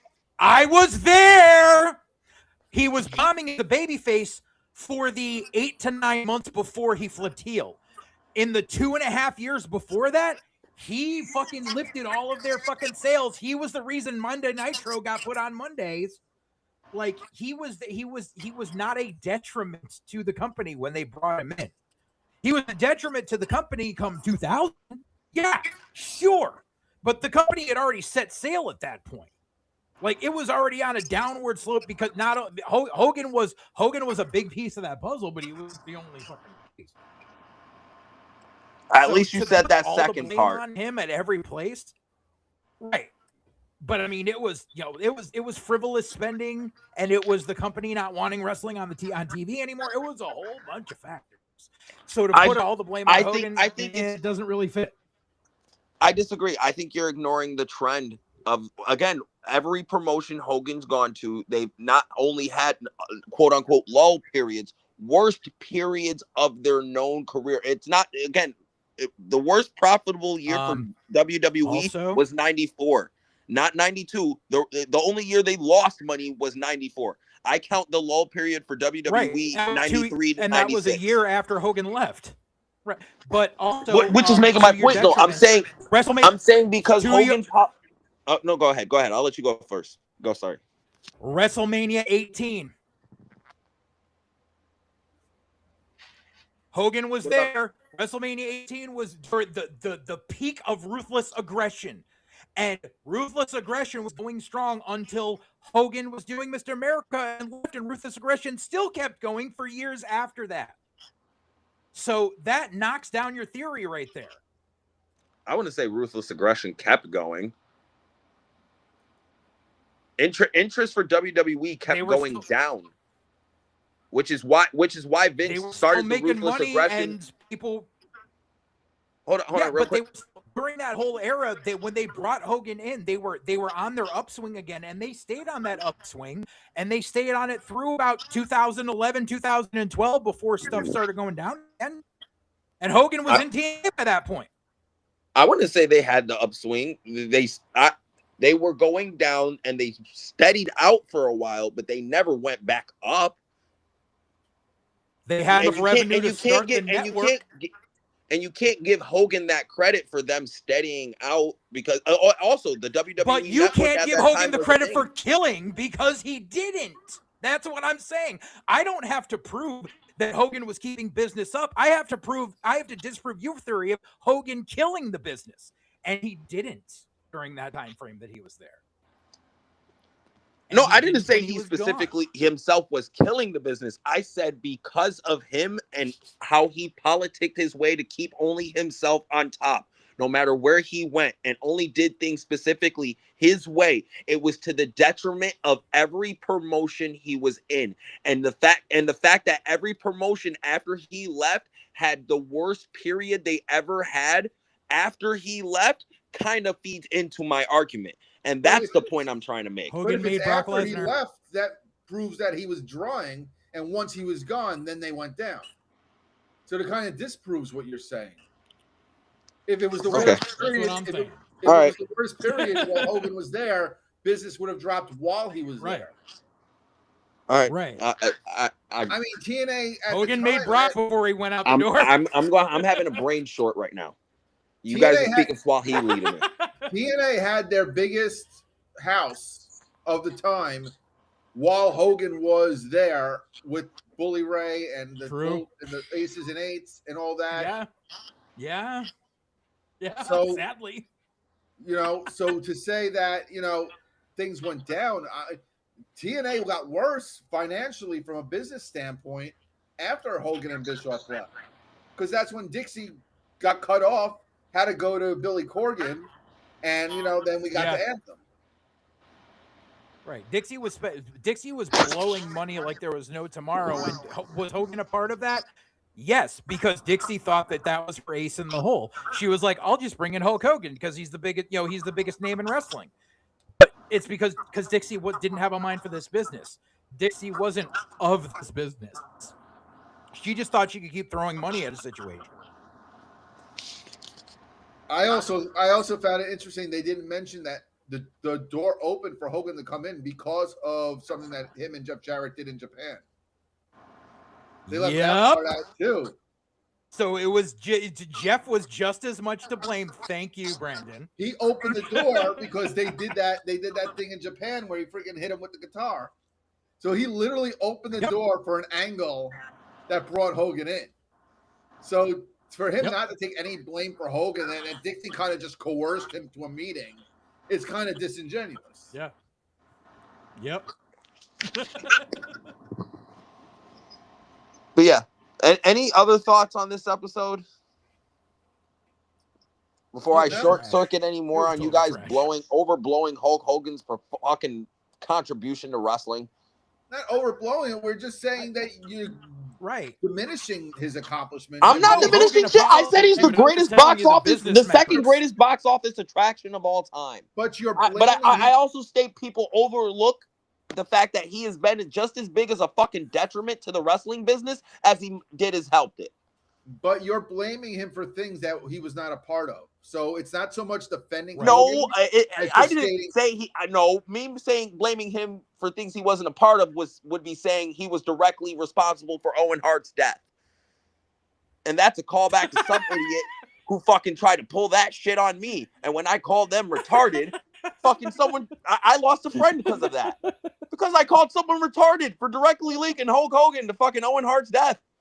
I'm not going that far. But to sit here and say Hulk Hogan wasn't just as big of a detriment as he was a contribution, and he didn't do irreparable damage to the business, I feel like is honestly disingenuous to most wrestling fans. And the reason we don't have that mindset is because people have been WWE hypnotized and desensitized.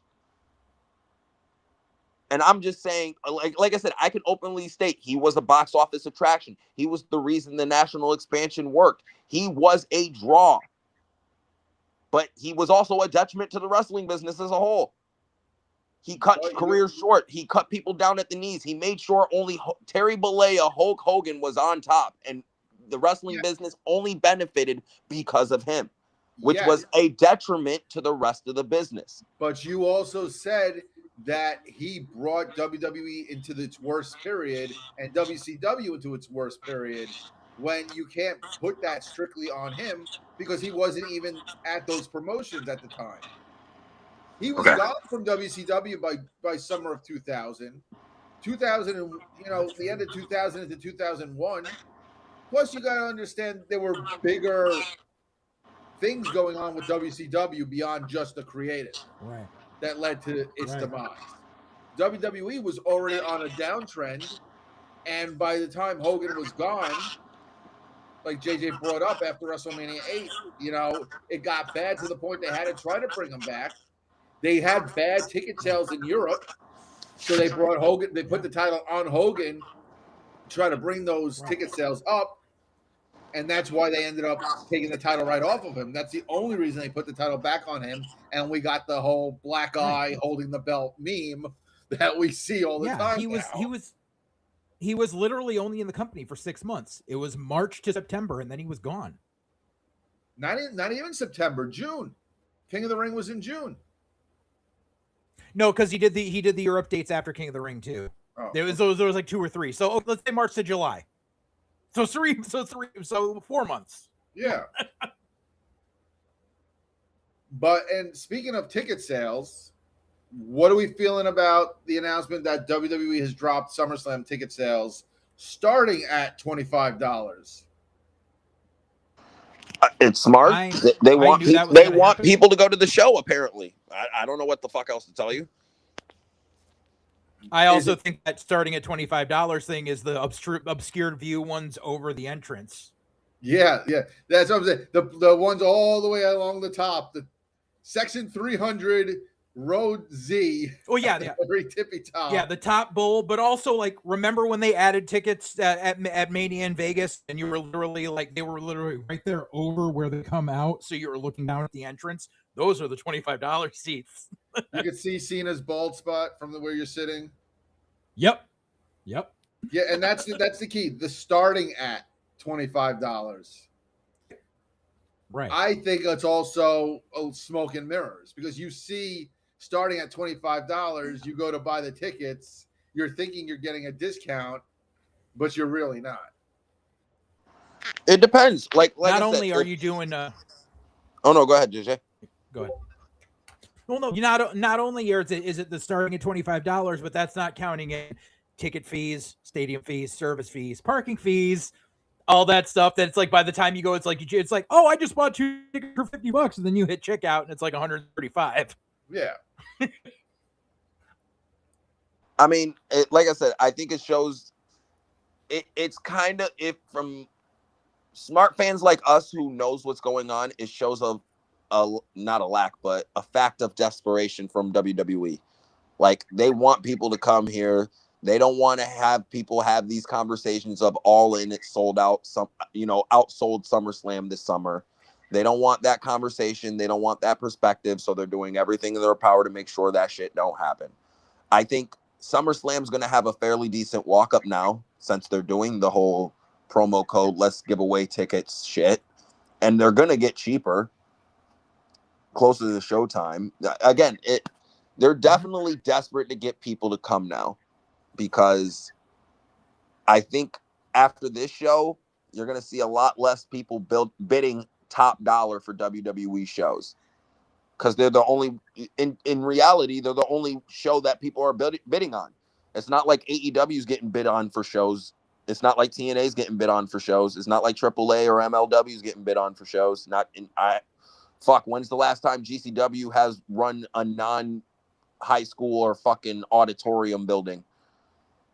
Like, come on now. They've been doing some more well-known venues for the like bigger shows. I have no love for Brett Lauderdale. No, like when they come to Hartford, when they come to Connecticut, they do the Webster Theater. They don't do a fucking gymnasium. They don't do an armory. Like, they Webster.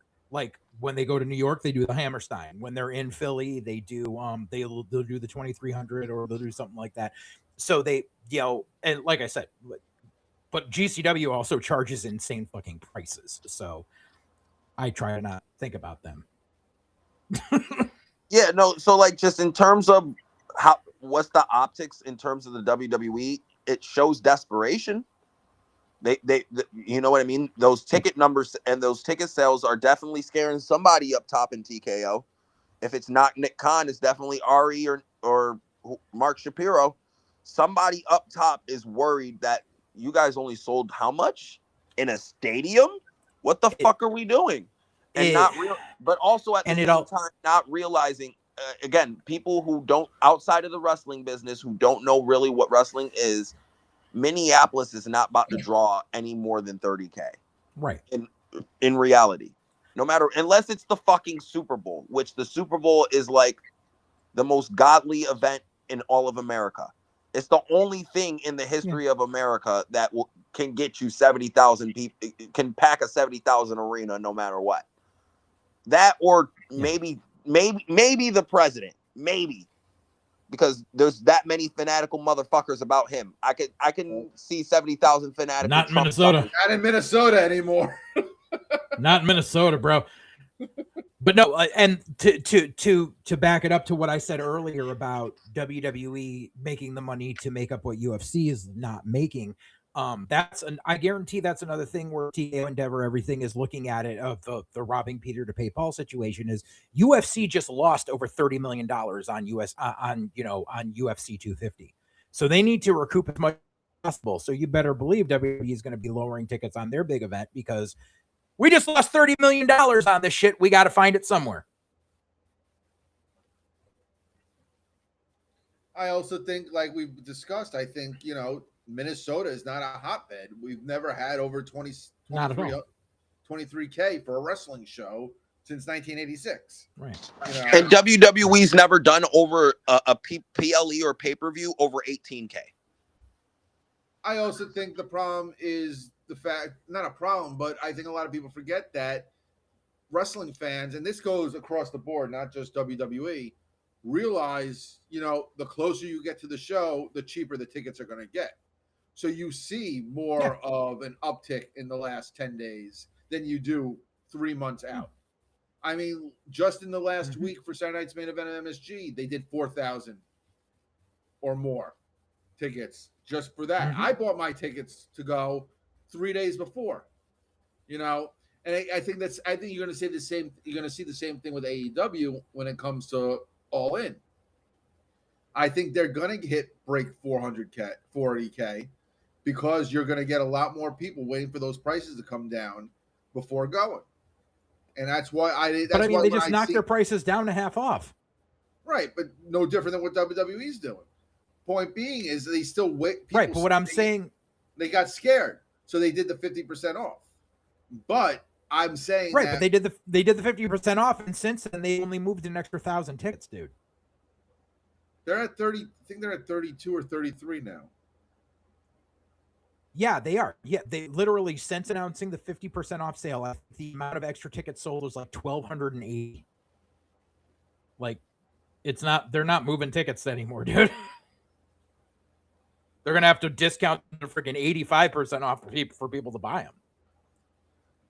The point is, I find the discourse about like 2 months out, people shitting on ticket sales when it's so stupid. You're talking about 2 months away. Even 3 weeks away. Like everyone was going on about last week about the only 22K for Saturday. Ignoring Sunday, which also has about the same thing, but also ignoring the fact that it's still 3 weeks away, and people wait to the last minute, especially with WWE, because they know TKO is going to finally lower ticket prices to try to get more people in. We saw it at WrestleMania. Right.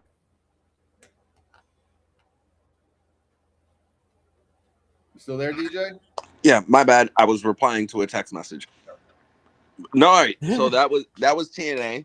I told you I could get you for 2 hours, motherfucker. Well, that was also if it was just you and I. Nah, fuck that. I still count this. But all right, let's go to our third semi-final topic of the day. AEW Dynamite. They did one of their top ratings again. DJ's gonna sit here and tout on this fucking fact, Brandon. I don't give a fuck what you say. You sit here and listen to this, goddammit. Kenny Omega, the main event fucking draw he is. That's the reason why they stayed up. I am specifically putting this on his shoulders because there's no MJF, there's no Moxley. It was fucking Kevin Knight. Okay? People, I understand we'll talk about how bad that shit was and how lackluster and what's the point of having a champion fight a champion for a championship and how lackluster that is. But the AEW fan was that anticipated to see what the fuck Kenny was doing for Redemption that more people came in from last week. All three of us thought they were going to drop. Let's not sit here and say that. We all thought they were going to drop and level out. Yes, show me the quarter hour that Kenny was the highest segment. I can't, so I have to go on based on the evidence that I have and go off the whole He also show. wasn't the main event of the show. But it doesn't matter that he was the main event. Kenny Omega, his championship thing was definitely the reason people showed up. You can say that. This is the second show they've had their uptick because of Kenny. But go ahead, JJ. Sorry. You need to also realize that number one, because we don't have the quarter hour breakdowns anymore. Number one, Nielsen just revised their rating system again in the past week. Number 2, we need to look at what the lead-in show was. And number 3, the overrun hit 2 quarters. So anyone who was tuning in to watch whatever fucking rerun was that's usually on after Dynamite was counted into that, because they're usually like, this stupid fucking wrestling only goes 5 minutes, and it went into 2 quarters because no one stuck to their fucking times. All of those things are what give it a falsely boosted number. And then, I'm sorry, but if you really want to tout, oh my God, fucking Kenny Blowjob Omega got us this big rating, they still didn't fucking crack 800,000. No, JJ, to that point, I'm all with you. You won't hear an argument from me. I'm just stating the point to fucking Brandon to sit here and say Kenny's not a main eventer. I'm calling bullshit because I have 2 weeks of fucking proof now. That 2 doesn't weeks. make him a main eventer, though. Oh That my God. doesn't back up your Yes, argument. he wasn't as in a the main main event. event. The key thing about being a main eventer is to be a fucking draw. And in But AEW, you got no proof he drew. That's the whole I have point. 2 weeks Right. to prove. You don't. I have 2 weeks No, to you prove, have Brandon. false equivalencies. You have false equivalencies because you have a rating system that changed. You have a double overrun. Like, if you want to put any credit into it, do what Alfred Konuwa said and be like, look, it's the fucking black chicks that drew because they were in the main event. Oh my gosh. Last week, the Seriously, Rise, if that's the hill you world, want to fucking die on. last week you had a world title match on free TV that people are going to see because they want to see if they are going to actually switch the title and what they're going to do. So it was curiosity over booking more than who was involved. Yeah. This week, he wasn't in the main event segment. He was in the middle of the show. So without the quarter hours, we can't say that he was the highest segment. So he drew people in. If he was the draw, shit. And if he was the draw, would people have turned it off after he was done, which would have been the other half of the show, and ratings would have dropped? Especially not necessarily. Again, that's not how quarter hours work, Brandon. And you know this if you actually study the quarter hours. They can go in with a high lead. Nobody can. Hold on. Let me at least let me give my defense, since everyone's throwing we don't know the quarter hours argument and we can't assume the breakdowns. Let's play a little bit of devil advocate in terms of the quarter hours. Let's say they started off with a decent lead-in with 850K. All right. That means at least by the 9 o'clock lead-in, the 9 o'clock hour, there's always an uptick because people are changing that television. Yes or no, JJ? And it's hard to tell. Seriously, because metrics have changed, and Nielsen themselves have changed the way they do shit. So you can't even tell where the uptick would be or when it without I'm just saying at the top. I'm saying at the top of the. No, hold on. Let me rephrase my question then. At the top of the hour, is that the most likely chance you have an uptick because people are changing the channel? Yes or no? In theory. But you also got to consider we live in an age where people don't flip through channels; they look at the fucking guide. At 9 o'clock, actually, at 9 o'clock, people tend more to flip their channels because the programming tends to be only an hour in between the 11 o'clock and 10 o'clock news. So yes, I do anticipate a lot more people switching the channel at 9 o'clock prime time on a Wednesday night. Yes. And usually in terms of AEW's ratings, they always receive at least some type of uptick at the top of the hour, no matter if it's 10K or higher. They usually never, ever lose viewership at the top of the hour. So let's assume they stuck around 800. They were able to keep people for Kenny to come up for about 800, 815K. And then even if it did drastically drop down, it would still level out to the point where they get it. It wouldn't make no sense if they dropped after that to where it would level out to the point of 783K. So at some point, they had to be exponentially high to create that average if they were drastically dropping down, like how they usually do for every fucking show, because they never keep viewers. Not necessarily. That's the whole joke with AEW and the ski slopes. Right, but the whole thing is it's because of the fact of We need to look at what we don't know what the lead-in was. I'm assuming it was a rerun of something. However, we've seen times where the rerun of Big Bang Theory has had 1.5 million people going in, and then the second Dynamite starts, it falls off the fucking cliff. And then, like I said, they had a double quarter overrun. So people who were going to tune in because the guide said, oh, at 10 o'clock, whatever this is on, flip over and go, what? Well, okay, it's only going to be another 5 minutes. And then it kept fucking going. So it's a false equivalency. I guarantee that was done by that was done by design by Tony so he could pull this shit. It's the same thing as when they're like, oh my God, look at the numbers for Collision on the fucking weeks where the lead-in was the NCAA championship game that had 4 fucking million people watching. No, JJ, in most cases, you're right, but AEW loses numbers on the overrun. So if anything, them running longer would cause their average to go drastically down. They wouldn't have been, able to pull 783 or 780 something. They lose on their overrun, but the thing is, the 10 to 10:15 is your usual overrun. They went to almost 10:30. People who clock in at 5 after 10, 10 after 10, who were expecting to watch whatever the fuck they watch, were still stuck watching AEW for another 8-9 minutes, which means all of those people who tuned in, who always tuned in for whatever repeats they do to fucking go to sleep or whatever, counted for that thing.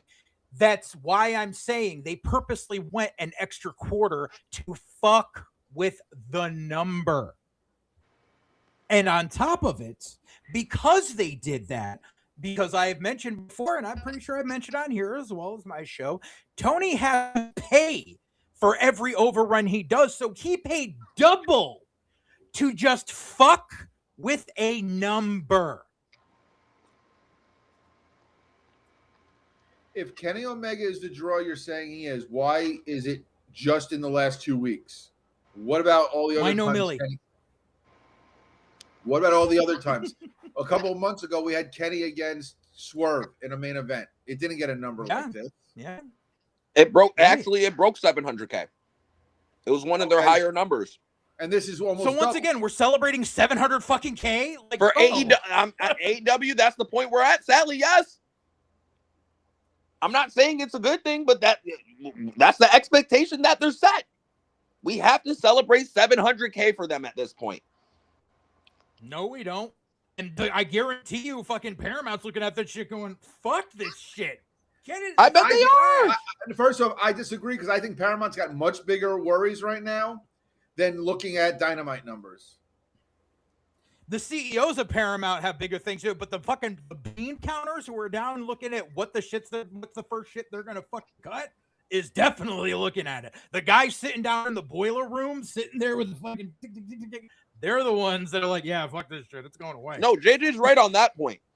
In terms of whoever's looking, someone at Paramount is looking at these numbers and looking at the fact that they're rumored to be paid $185 a year.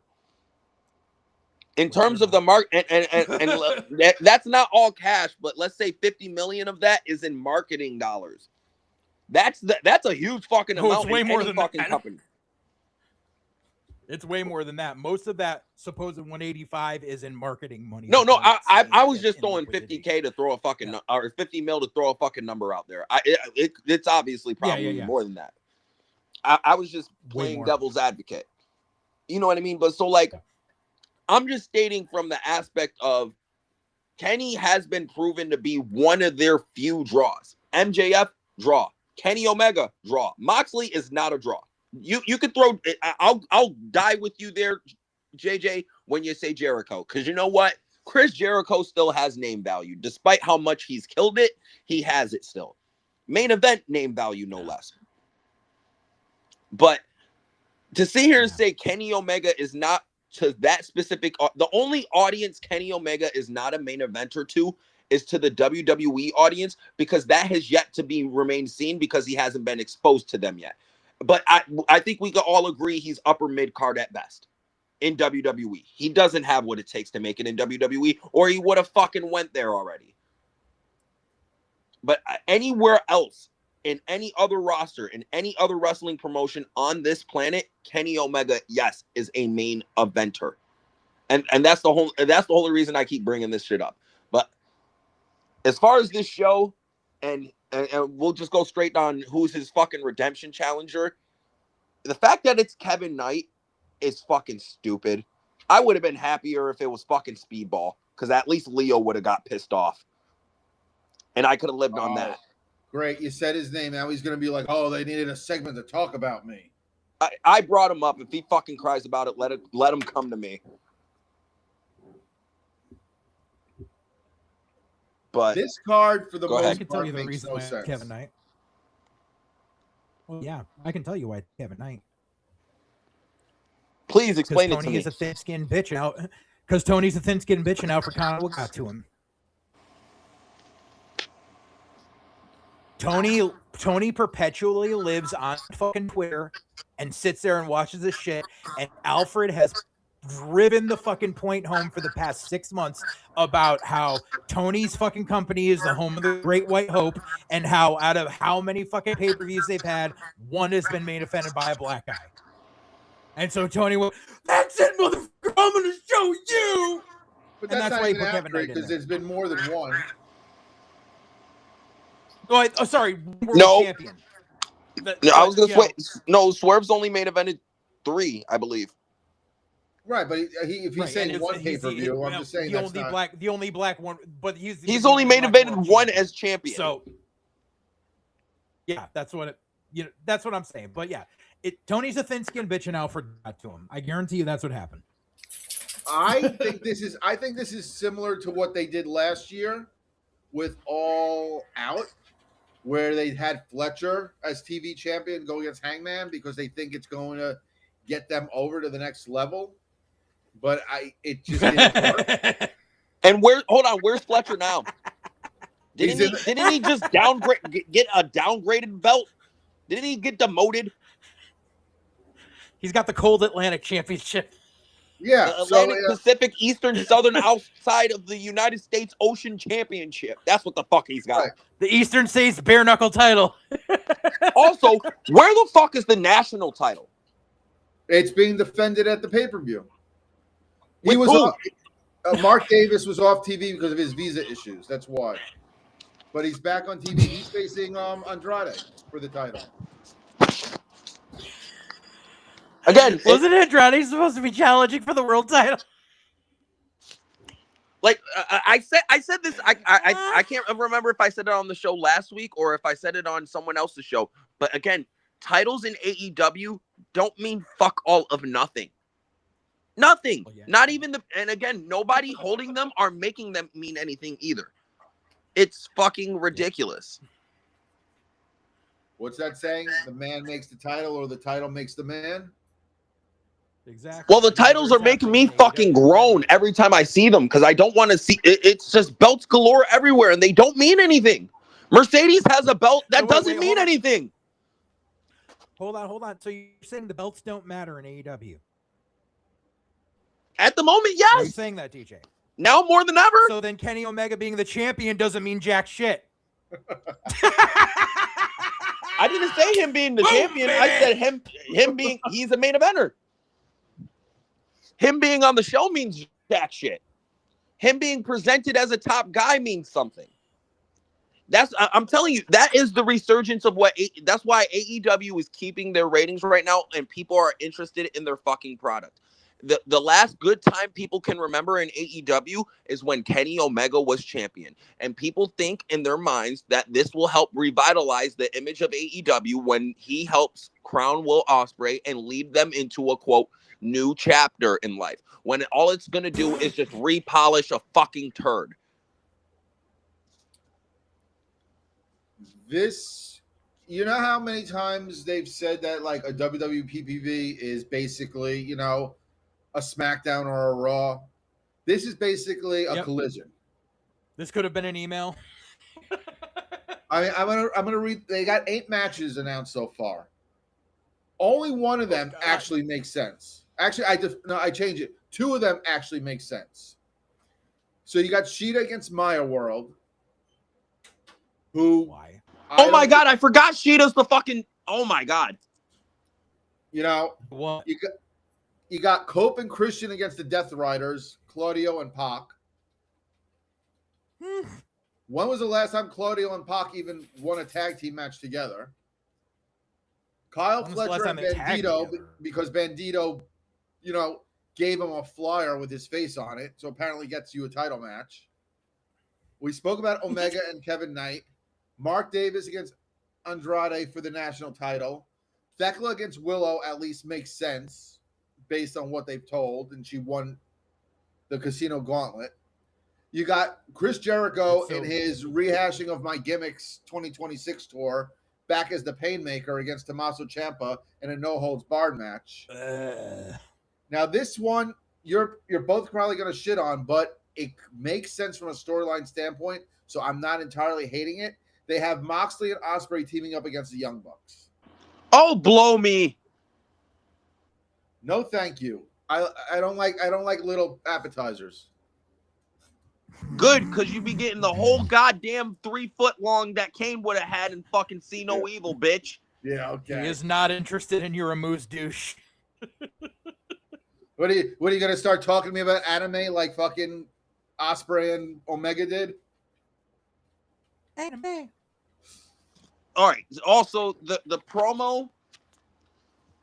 The promo between those two would make a fucking hooker in Thailand go dry. Like that I don't know who the fuck they're appealing to, because they're not appealing to anime fans. I don't know, like Kenny can't talk naturally. Like that is the weakness in Kenny Omega's game. He is not a talker whatsoever. He's a main eventer, according to you. Kenny has the verbal ability of a carrot. That's the weakness to Kenny's game. If that's why he was with Callis for so long, because he can't fucking talk. And Ospreay ain't much better. And Ospreay's not much better because you can't fucking understand half the goddamn words he says come out of his fucking mouth. And we found out why they put Kevin Knight in the Don Callis family. We also found out why they came up with the phrase "less is more." The segment went 21 minutes. Yeah, we needed a lot fucking less of it.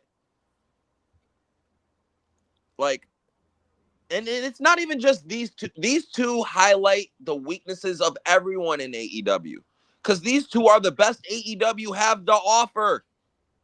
And this is what is the best that they have to offer. The rest of the roster is fucked.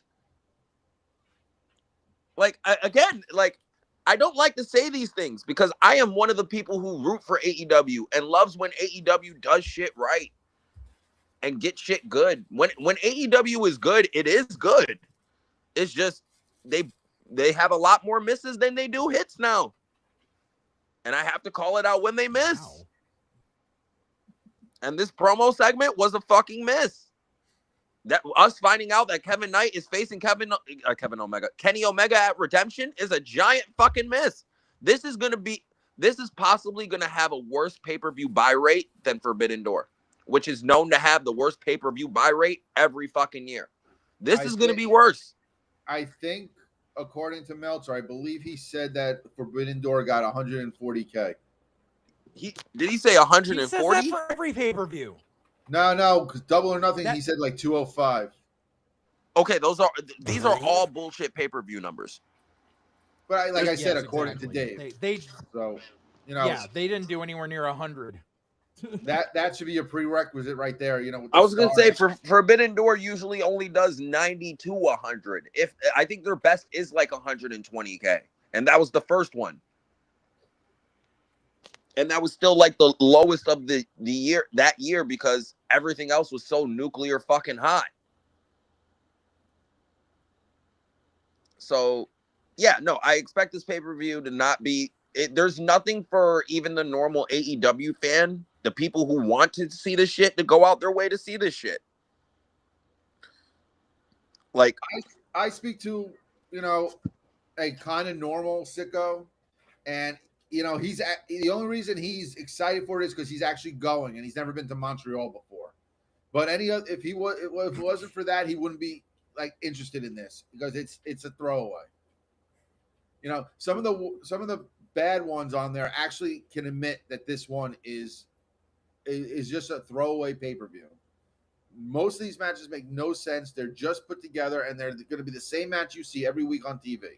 And I think that's part of the problem with AEW putting all these, bangers and, pay-per-view quality shows on, is when your pay-per-view comes along, you're basically seeing what you've already seen. So what are you selling exactly?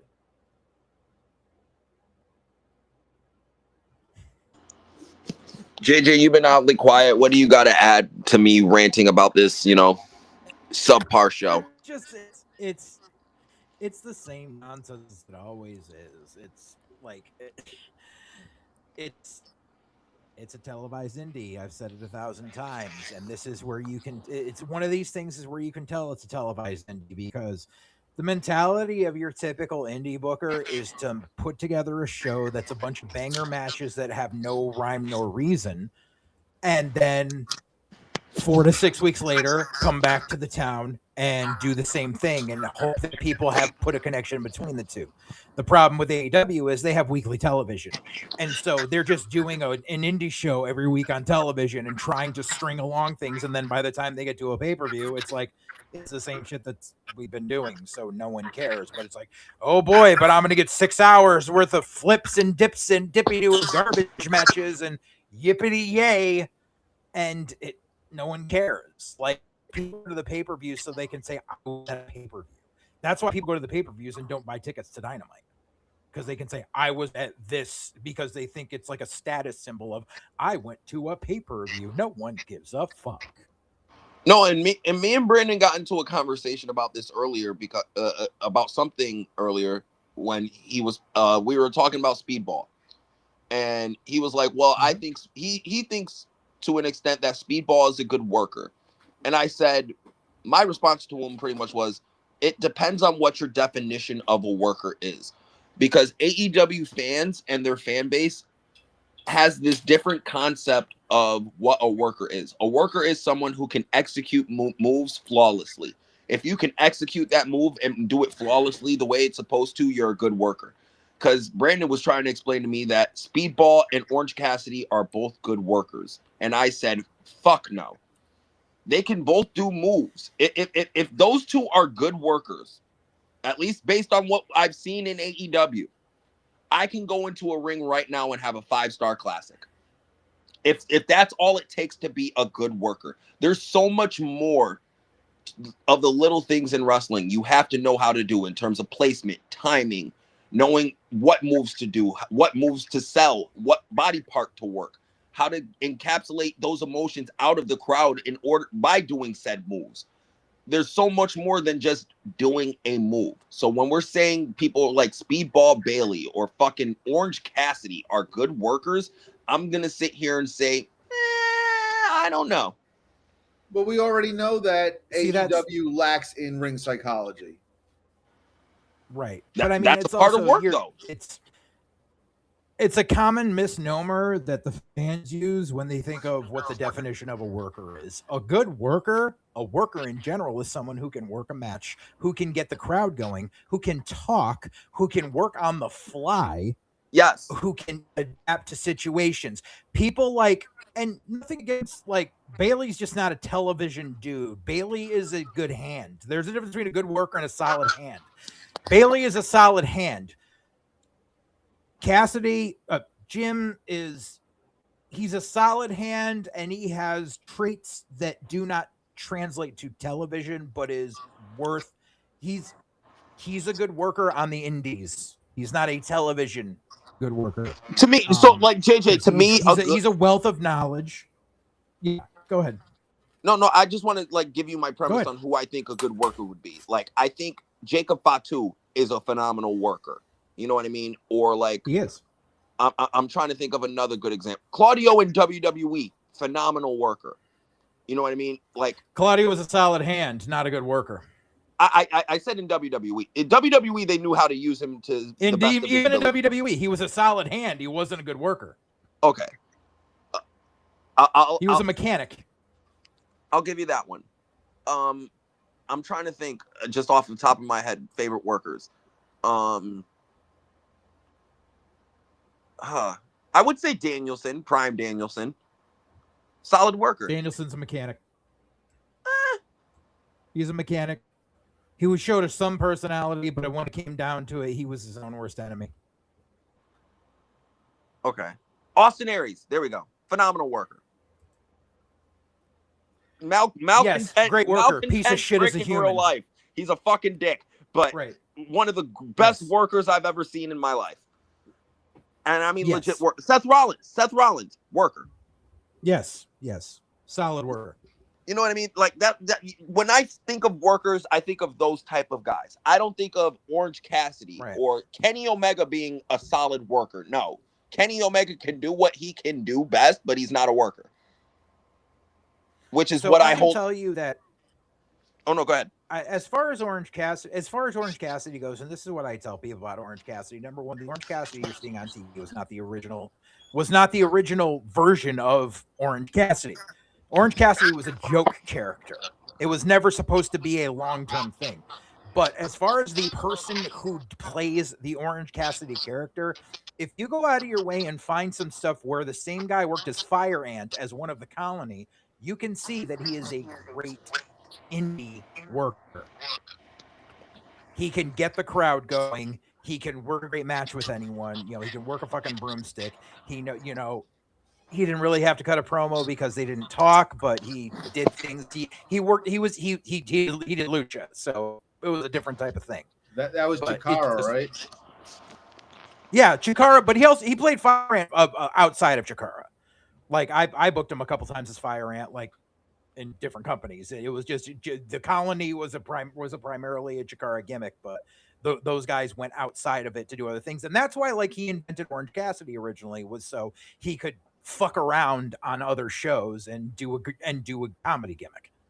But unfortunately, Tony thought that comedy gimmick could be a national star, which was never supposed to be the point. But Jim's getting paid, so he's going to do whatever the fuck he's told because he's getting fucking paid. No, but I just wanted to like at least get your context on, you know, what is a worker, because I do feel like a lot of people, especially these quote unquote smart fans out here, sit here and say, oh, such and such is a good worker, such and such is a good worker, just because they can execute fucking moves. And I'm just saying here, there's so much more to being a good worker than just executing moves flawlessly. Like there are still people to this fucking day who say the Young Bucks are good workers. And I'm just sitting here like, no, they're not. No, there are major delineations between solid hand, mechanic, and worker. Like I said, I learned solid hand today. I've never heard the phrase solid hand until today.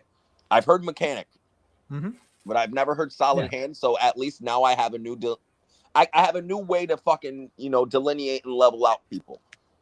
The whole point I was making with the whole Speedball conversation was I just felt he gets overhated more than he should get. And it's based on, you know, his character, which I agree upon is corny. You know, he can't cut a promo, all this stuff. But when he gets in the ring, you know, he's not as bad as people say, and he's not the worst wrestler of all time, like people claim. No, and my argument usually he's a solid indie gimmick, No, but Brandon, my argument back to you is about Speedball is it depends on his dance partner. If his dance partner can do some of the same shit he can do and accentuate some of his strengths and hide his weaknesses, sure, you can milk a good match out of him, like how Okada magically did out of fucking nowhere when Tony decided to give him a bonus or something to get a match out of Speedball. But like, Speedball has had enough matches in AEW where it's all the same. It doesn't look good. He doesn't do anything to stand out. It's bland as fuck. And then you add the bland as fuck non-binary personality with him, and it's a whole fucking package. I can understand why there are people out there who are like, whose name I shall not speak right now, so I don't start shit, that have this unmitigated hate for him and just thinks he's a fucking abortion and is offensive to everything anybody who actually loves wrestling stands for. Like Jim Cornette hates his ass too, to the fucking core. The same amount as Leo does, but because Jim sees that he shouldn't be on national TV. Yes, and I was gonna say I think Jim is right in his point, but I do think he does go overboard with it from the aspect of Speedball does fit in AEW, It's just he sucks as the way they're using him right now and the way he's been presented sucks. Speedball's a guy, if you would taken and putting him with like Top Flight, would have been fine. Like, but he's you know, like I said, he's an indie gimmick that shouldn't be on the, you know, that shouldn't be on television. Even when Cornette on one of his recent shows, they basically gave him, they're like, you're an OVW and you're handed either Mason Rook or Speedball Mike Bailey. Which one would you be forced to use? And they're like, it isn't an option. And he said, like, if I took Bailey and stripped him down completely of the gimmick and gave him a haircut and everything and packaged him as an underneath babyface underdog, could be marketable. So it's not an impossibility. Speedball works in the Sean Waltman 1-2-3 kid gimmick. You know what I mean? That's what that's what Speedball gives me. Like on visual, a little bit. No, I'm saying based on the visual, based on his size, look, presentation, and the way he works, it's 1-2-3 kid. That's what I'm presenting him as. The problem is if you put him next to Waltman looks like the fucking Incredible Hulk next to him. I don't know. As 1-2-3 kid, he was scrawny as shit. In his later years when he bulked up, he was scrawny because he was Scott fucking Hall. That's why. But you look at even like Sean has stayed in great shape where like he's cut, he has muscle definition, and he's 6'3". Like Bailey is 5'9". And wait, are we talking guy. the 1-2-3 kid with or without eyebrows? Because I think that makes a whole difference. Because I mean, right, it does. But I mean, like, look at Jeff Hardy. Like Jeff, when he first started off, was a little scrawny dude. He wasn't the dude who became the guy. Scrawny dude with a fucking buzz cut. Yeah. Dude, seeing young Jeff Hardy with a buzz cut is crazy. Right, but it's like you look at these guys, it's like they look tiny at the time because of who they were thinking. Like, dude, like when I first got in the fucking business, first show I worked with, one of the first like shows like I traveled for, I was on a show with fucking Jake Roberts. I walked in, I'm fucking 6'3", and I'm looking up at Jake. I'm like, holy shit, I didn't realize this motherfucker was the first time I met Billy Gunn. I'm like, this dude's a fucking house. Like it does. Some of those things don't translate on TV because everyone's the same size range there. It's not until you actually see him in life and you're like, shit, damn. And then you see Mike Bailey and I look down and I'm like, hi, nice to meet you, dude. Like, yeah, that's cool. Like,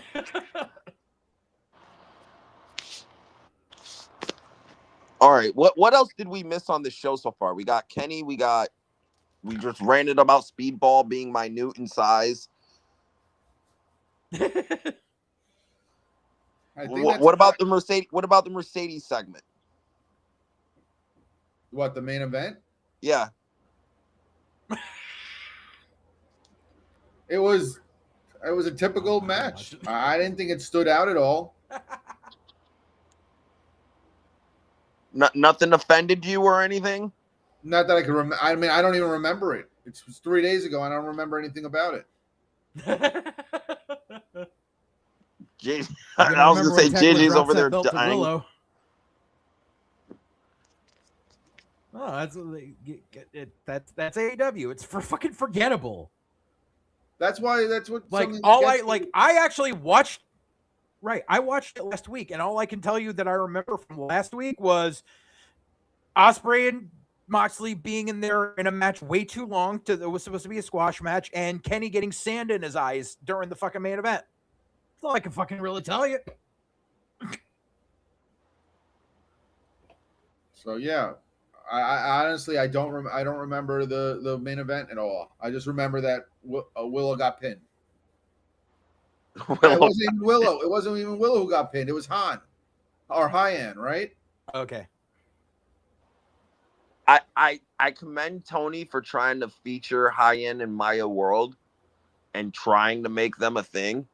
The same way he tried to make Nick Wayne a thing, Action Andretti a thing, and all these no names who just showed up out the fucking blue a thing. but I think the experiment with them. Let's just put them in the tag team division and keep them there because you disbanded all your fucking tag teams after that tournament.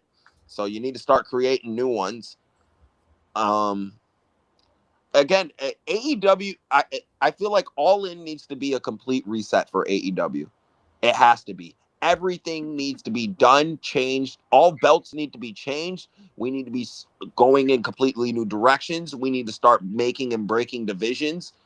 All that shit. Like, Tony needs a complete reset on everything. He needs to establish a new world title scene. He needs to establish who the fuck is his top mid-card champion instead of having 3 mid-card belts for no fucking reason and we don't know which one's the top one. Maybe let's figure that out first. Let's maybe refix and revitalize both tag teams divisions. Let's do that too. Let's get rid of the trios. I think the trios division is fucking stupid, and let's leave that to the fucking Mexicans. Can we do that? I mean, though, trios, according to a lot of people, destroyed the tag team division. So, it raped it, anally raped it. And Tony's thinking about adding a fucking 8-man division, or I lied, not an 8-man, a 6-man intergender division. Like, we need to fucking have interchangeable parts. Like, no. What we need to do is let's strip and gut this fucking mid-card division on the men's side so we can focus on and elevate some people. Maybe revitalize our tag team divisions because all of our tag teams keep getting hurt. Let's start having some backup plans. Just so when everybody's doing flippity doodahs into fucking tables and bashing their head and fucking cutting open their carotid artery or putting their septum in their asshole or something, whatever fucking injury they get in AEW. But dude, Tony doesn't need any of that because in 2 weeks he's gonna have New Day and the Motor City Machine Guns coming in. So he's got 2 new teams right off the bat. There's your men's division. Now let's work on the fucking females tag division. Let's actually try to build some stars that's not named Mercedes or Tony Storm. We got the Tony Storm thing out the way because she may be pregnant. So we got one problem out the fucking way. Thank you, Juice. Let's try our best to not have to, try to build our Mercedes or not Mercedes, our division not around our Mercedes. And, let's elevate some new women. Fuck. Julia Hart and Sky Blue's been there for fucking 4 years as up-and-coming talent. I think it's about time to try to elevate them and see if we can get our investment made. Tay Mello is literally sitting there collecting a fucking check. Let's have her do something. She's worth it. Jay. They just won. The Sisters of Sin just won the Stardom tag titles or trios titles. That don't mean guess what? That don't mean fuck all of shit in AEW in the United States of fucking America. So let's focus on the country we're in instead of going off to fucking Japan. God damn it. I'm breaking my promise on not cutting promos on people today, but fuck this company and these fucking belts, dude. It's like, it's so easy to fucking succeed, but yet we got a billionaire playboy who is surrounded by nothing but yes men and people who want to milk him for every fucking dollar he's willing to put in. Time out. Pause. Did you really just call Tony Khan a millionaire playboy? Yes. He is not a playboy. No. He plays with his toys. He's a billionaire nepo baby. A billionaire playboy gets pussy.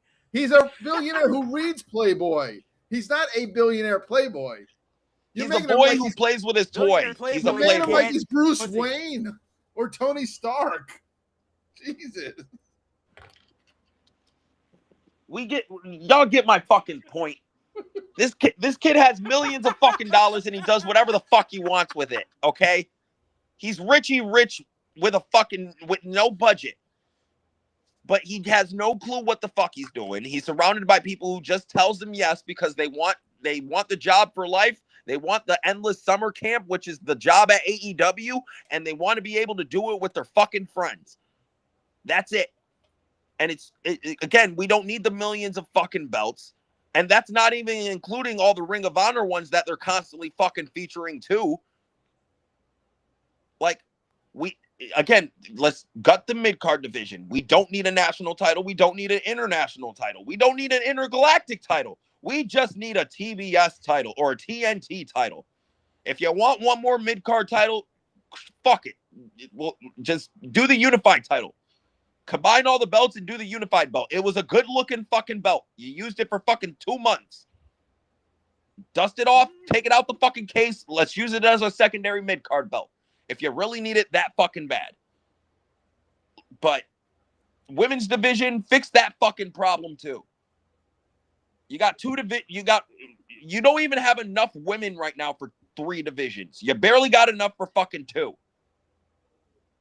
So either we got to gut this TBS belt or we're gutting the tag teams. And I think the tag team should be the one to go. Because last time I checked, the women in AEW aren't the fucking technical experts of the world. We don't need them learning how to do tag team wrestling if they can't even master fucking singles yet. And that's DJ's 1.5 rants for the fucking day.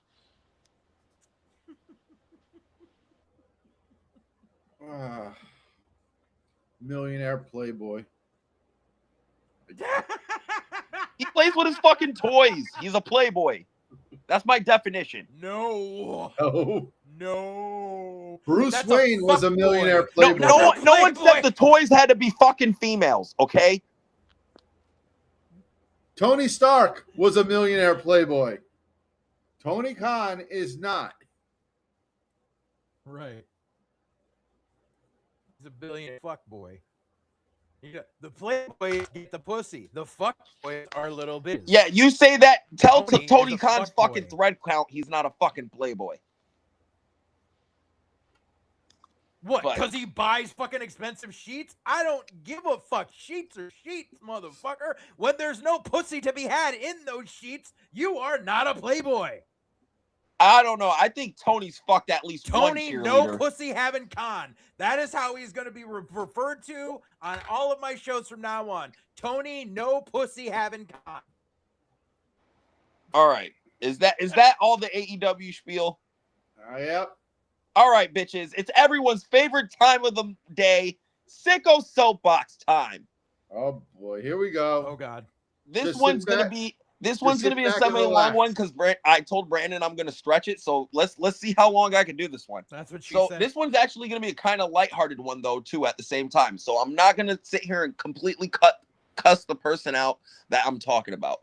But my friend Awful Wrestling put me onto something this week and made me do something I swore man. I'd never do in my life. I watched a Wrestle Collective stream. I watched actually 2 of them this week, to be honest. I'm gonna be honest and open about this. I watched 2 of them, only for the fact that Awful put me on to the first one, and the second one I literally watched out of dumb curiosity. So the reason Awful put me onto this because I seen him tweet Hannibal and was like, DM me, and I put question mark. Because, you know, me and Hannibal used to be enemies, and I found it weird that Awful was DMing, asking my former enemies to DM him. So I was like, question mark. So Awful caught me up on the situation and told me to watch their stream and just give my unbiased opinion. So I watched the stream. And basically what happens in the stream was Awful was going in there from his perspective. This is at least what Awful told me, so I'm going based on what he told me. He was going in there just, you know, to get the other perspective. He doesn't like, you know what I mean? He doesn't like to listen to echo chambers. He likes to get everyone's perspective in order to make his own. So he's watching their show, and he contributed to something in the comment section that got highlighted. And he said, what the first thing he said was, yeah, WWE's been bad, and they were kind of with it. And then he also added that AEW's been shit too, which he's not wrong. All wrestling has sucked lately. Can we all agree on that before DJ goes on his rant, JJ? Brandon? If he's there? Yeah. I think Brandon's gone, so it's okay. So as soon as this person that I'm going to mention seen that Awful wrote AEW is bad, he completely got triggered and completely lost his fucking mind and got mad at the fact that Awful brought smoke to both sides and kept it even and didn't play the tribalism aspect. Yeah. And it messed with him because he plays the tribalism aspect. So Right. and for everyone who don't know who I'm talking about, because everyone I think in the room knows who I'm talking about, I'm talking about Slick Flair, Jordan Carter, co-host to the Andrew Baydala show weekly. Check them out on Tuesdays. Andrew does a great job. Oh God, as someone who's friends with that stupid fuck boy. Yes, but that motherfucker's come after me too many times and didn't want to smoke. See, I don't know who that guy is, but I know who Andrew Baydala is. Baydala's nice to me. Me and him Baydala's a bitch. Listen, my personal experiences with Baydala have been good ones. I think he's a nice dude. He's come to me respectfully when he's had issues or anything. So I personally don't have a problem with him. And I think on some of his takes, and on some of his takes, I will defend on some of his takes because he does shill for AEW a little bit, but he does try to come off as objective as possible for someone who favors AEW. Bro, Baydala got pissed at me and threw a giant tantrum, and it went on for fucking months because I was the one that called him out when he tried to put forward the bullshit notion that the government of Australia was paying Tony Khan for Grand Slam Australia. And I called him out on that shit right away with facts, and he ran like a bitch. Listen, as far as DJ's experiences with Baydala, they have all been positive. I have no problems with him. And I think he does a good job for what he does. So, but that wasn't to the point I was going down. This isn't about Baydala. This is about Slick. Because I've been known to have problems with this. Listen, I'm not even gonna sugarcoat it. I think he's a bitch. Okay. To my core, of course. Like, dude's like Slick 2099 or some shit. No. So you don't even have to worry about that. No, okay, I don't fucking know. You don't know him. Be good. Be glad you don't know him. Brandon knows who I'm talking about. But the reason I'm hold on. So the only reason I'm bringing him up is because he was so offended at the fact that Awful said AEW is bad, and Awful put that narrative out there in general without even being willing to sit here and have a conversation with Awful, because Awful has offered to not only go on their show, he's offered to bring Slick onto his show to sit there and debate and to have a conversation and to get the different perspective and to try to reach some middle ground with him. But Slick ain't trying to hear it. So in terms of like the message that Slick tries to put out there, this man sits here and tries to sit here and say, you know, he wants to end tribalism. He's not biased. He wants to be basically what Ibu used to be. Let's not sit here and hide that fact. So I'm doing the sicko soapbox on him, and basically him attacking Awful for just having an opinion that AEW is bad, because he also said something of the aspect of the only good things WWE has done has been AEW style of things, that as in any way, shape, or form that the only thing that is good in wrestling has to be related to AEW and that style of wrestling, when that is not true whatsoever. When the best thing in wrestling in the past 5 years, let's be honest, has been WWE actually centric things. CM Punk and Drew McIntyre, WrestleMania 41. CM Punk and MJF was definitely not an AEW style feud. Right. Like, that was definitely drawn out in a WWE long-term storytelling type of fashion. If we're going to be biased. But it has nothing to do with a specific wrestling style. It has everything to do with it just being good wrestling, no matter what the fucking promotion it is. Triple A, Mask versus Mask, was really good because they followed traditional professional wrestling. That's why. Yeah. And they also helped, and it also helped that they appealed to the culture as well of Lucha Libre. Right. It had nothing to do with it being AEW. It had nothing to do with it have Tony Khan or his fingerprints or Meltzer's fucking fingerprints all over it. It had everything to do with it being good professional wrestling. That's it. And that's where AAA peaked, because they were doing professional wrestling right. And it's the same thing with WWE, and it's the same thing when AEW does something right. Like, I'm not this whole notion that AEW and its brand is the only thing saving or keeping the art of professional wrestling alive is bullshit. And it's narratives like that Meltzer and Tony Khan want you to believe. The same way how WWE claims they have the fucking foothold on wrestling history, and their wrestling history is the only history to know, when it's far from the fucking truth 90% of the fucking time. So again, the reason I'm doing this whole shit about Slick, because I'm calling him out on this. I'm calling him out based on the fact of, I don't think you are about ending tribalism. I don't think you are about all wrestling. I think you're all about controlling the narratives that you want put out there and that you want to have. And if you are willing, really willing to end tribalism and put all this bullshit aside, I'm throwing down the motherfucking gauntlet. I will have Awful Wrestling on my show whenever you want to debate him. I will also have Awful Wrestling possibly go to your show if you ever want to debate him. I am willing, also throwing it out there for me and Brandon, that we want to debate you too if you have the balls to come on my show. Ain't no jumping, and we will have no one else. It will be just me, you, Brandon, and if you want to bring someone with you from the collective or Baydala himself, more than welcome to bring him with you too. I don't care.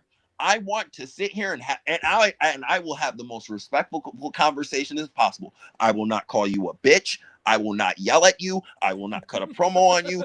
I will not sit here and do none of those things. I will listen to every fucking single syllable that you have to say, no matter how fucking stupid it sounds, because I want to sit here and debate you and counterpoint you the same way I just debated and counterpoint JJ and Brandon and disagreed on half of the fucking points they brought up on this show. And I like these people.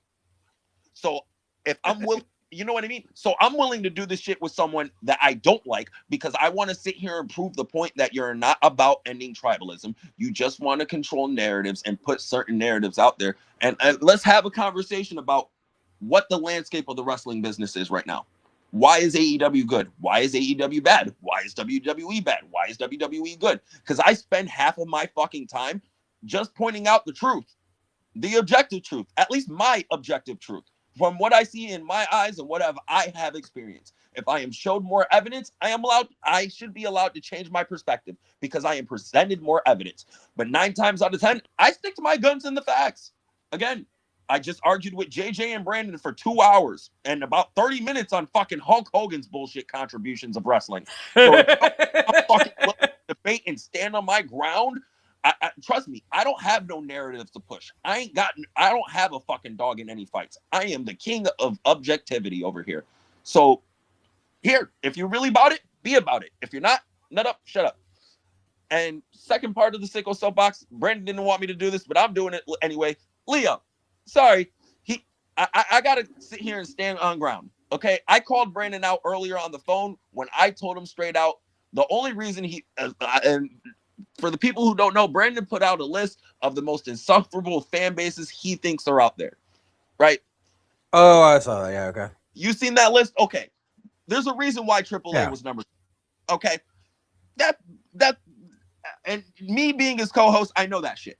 Anybody who knows Brandon and is in our group chat habitually knows the reason why he put AAA as number 2. Okay. I'm gonna just stand it right there. But Leo sitting here and acting like Brandon's not justified in having that opinion, because Leo don't sit here and tout AAA as the greatest promotion out here and that everyone's talking about it. And all the moments in wrestling is all about AAA. It's completely fucking delusional. Okay. You're a AAA sicko, my guy. It's okay. You ride for your team. No, there's nothing wrong with that. But don't sit here and sit and downplay and go after AEW sickos and make that your whole motherfucking identity when you do the same thing for AAA all the time. That's my whole point. If you go and be real, be real. That's it. I call Brandon out on his shit. I'm going to call you out on yours.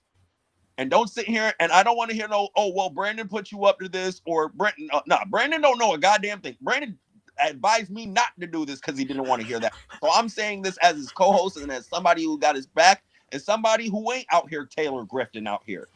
Okay, you're an you're the equivalent of an AEW sicko, my guy. You're everything you've become to hate. I have no problem with you. I still will have a conversation with you. I'm still cool with you and blah blah blah. But I'm keeping it real with you. And I'm keeping it real because I'm tired of this back and forth subtweeting bullshit between you and Brandon. And it's to the point where I gotta fucking step in publicly and just say enough is a fucking enough. Y'all unfollowed each other. There's no reason for the fucking subplots and subshots. And I don't want to get myself involved, because when DJ gets into the beefs, I don't end them. That's the thing. There's no getting in beefs with me and, oh, we can squat. No. Ask anybody who's ever gotten to a beef with me. They're the motherfuckers coming to me telling me, please, can you end it? Can we just stop? Can you not do this anymore? Because again, I'm not trying to cause no beef with nobody. I just want everyone to be friends. I want all of us to get along, all of us to join whatever wrestling we enjoy, because wrestling is wrestling. If you love AAA, my guy, love AAA. We don't fault you for it. There's nothing wrong for it.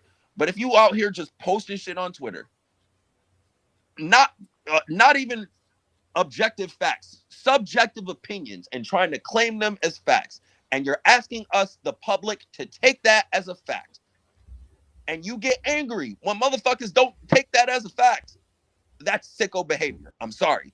That is sicko fucking behavior. Don't put shit on Twitter if you don't want people to argue against it. Ergo, why I put half the shit I put on Twitter? Because I wish a motherfucker would say something back to me.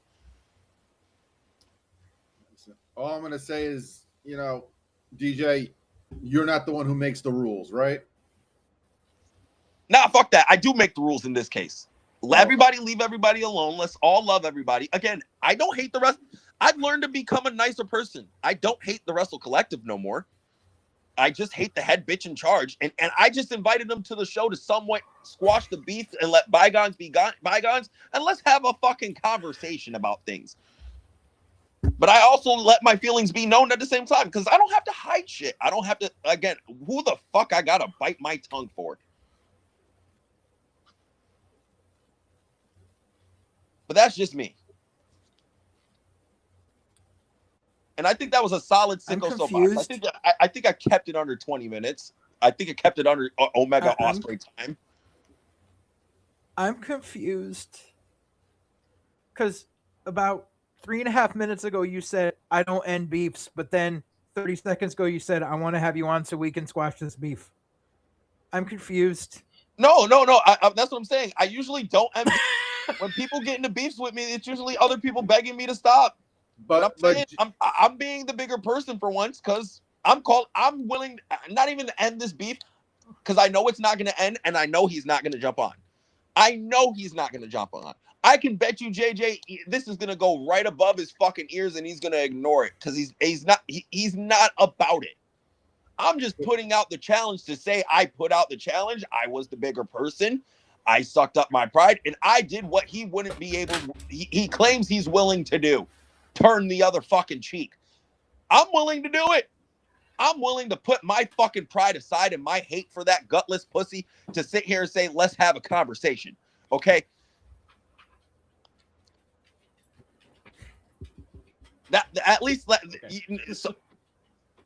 We can at least commend DJ for trying to be a bigger person, because, my cat died. Life is precious and it's too short.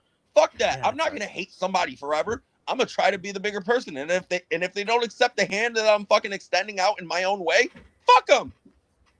But they can't say I didn't extend it. The narrative of DJ being a piece of shit, those days are over. I'm going to try to be the nicest person I can be in my own mean fucking way.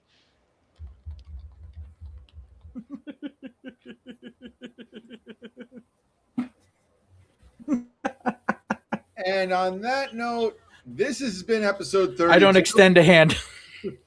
I extend a foot. Oh my fucking God. It would have been awesome if you just put it in front of the camera as you said it too. Just here, I'm extending. Like that?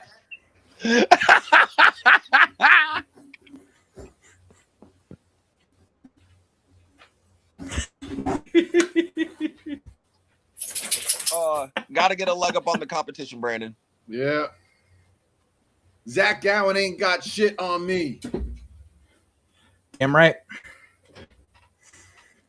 Oh, fucking hell. But on that note, we're almost at 3 hours, so I think that's going to be the show for this week. And we will be back next week in some form or fashion. In Saudi Arabia. Just kidding. But JJ, thank you very much for joining us this week. As always. Hell yeah, glad to be here. I was, a little always. exhausted from yesterday, but whatever. Glad to be here. And DJ, as always, thank you. And we will see you next week for 33, episode 33. I love you, Bubbles.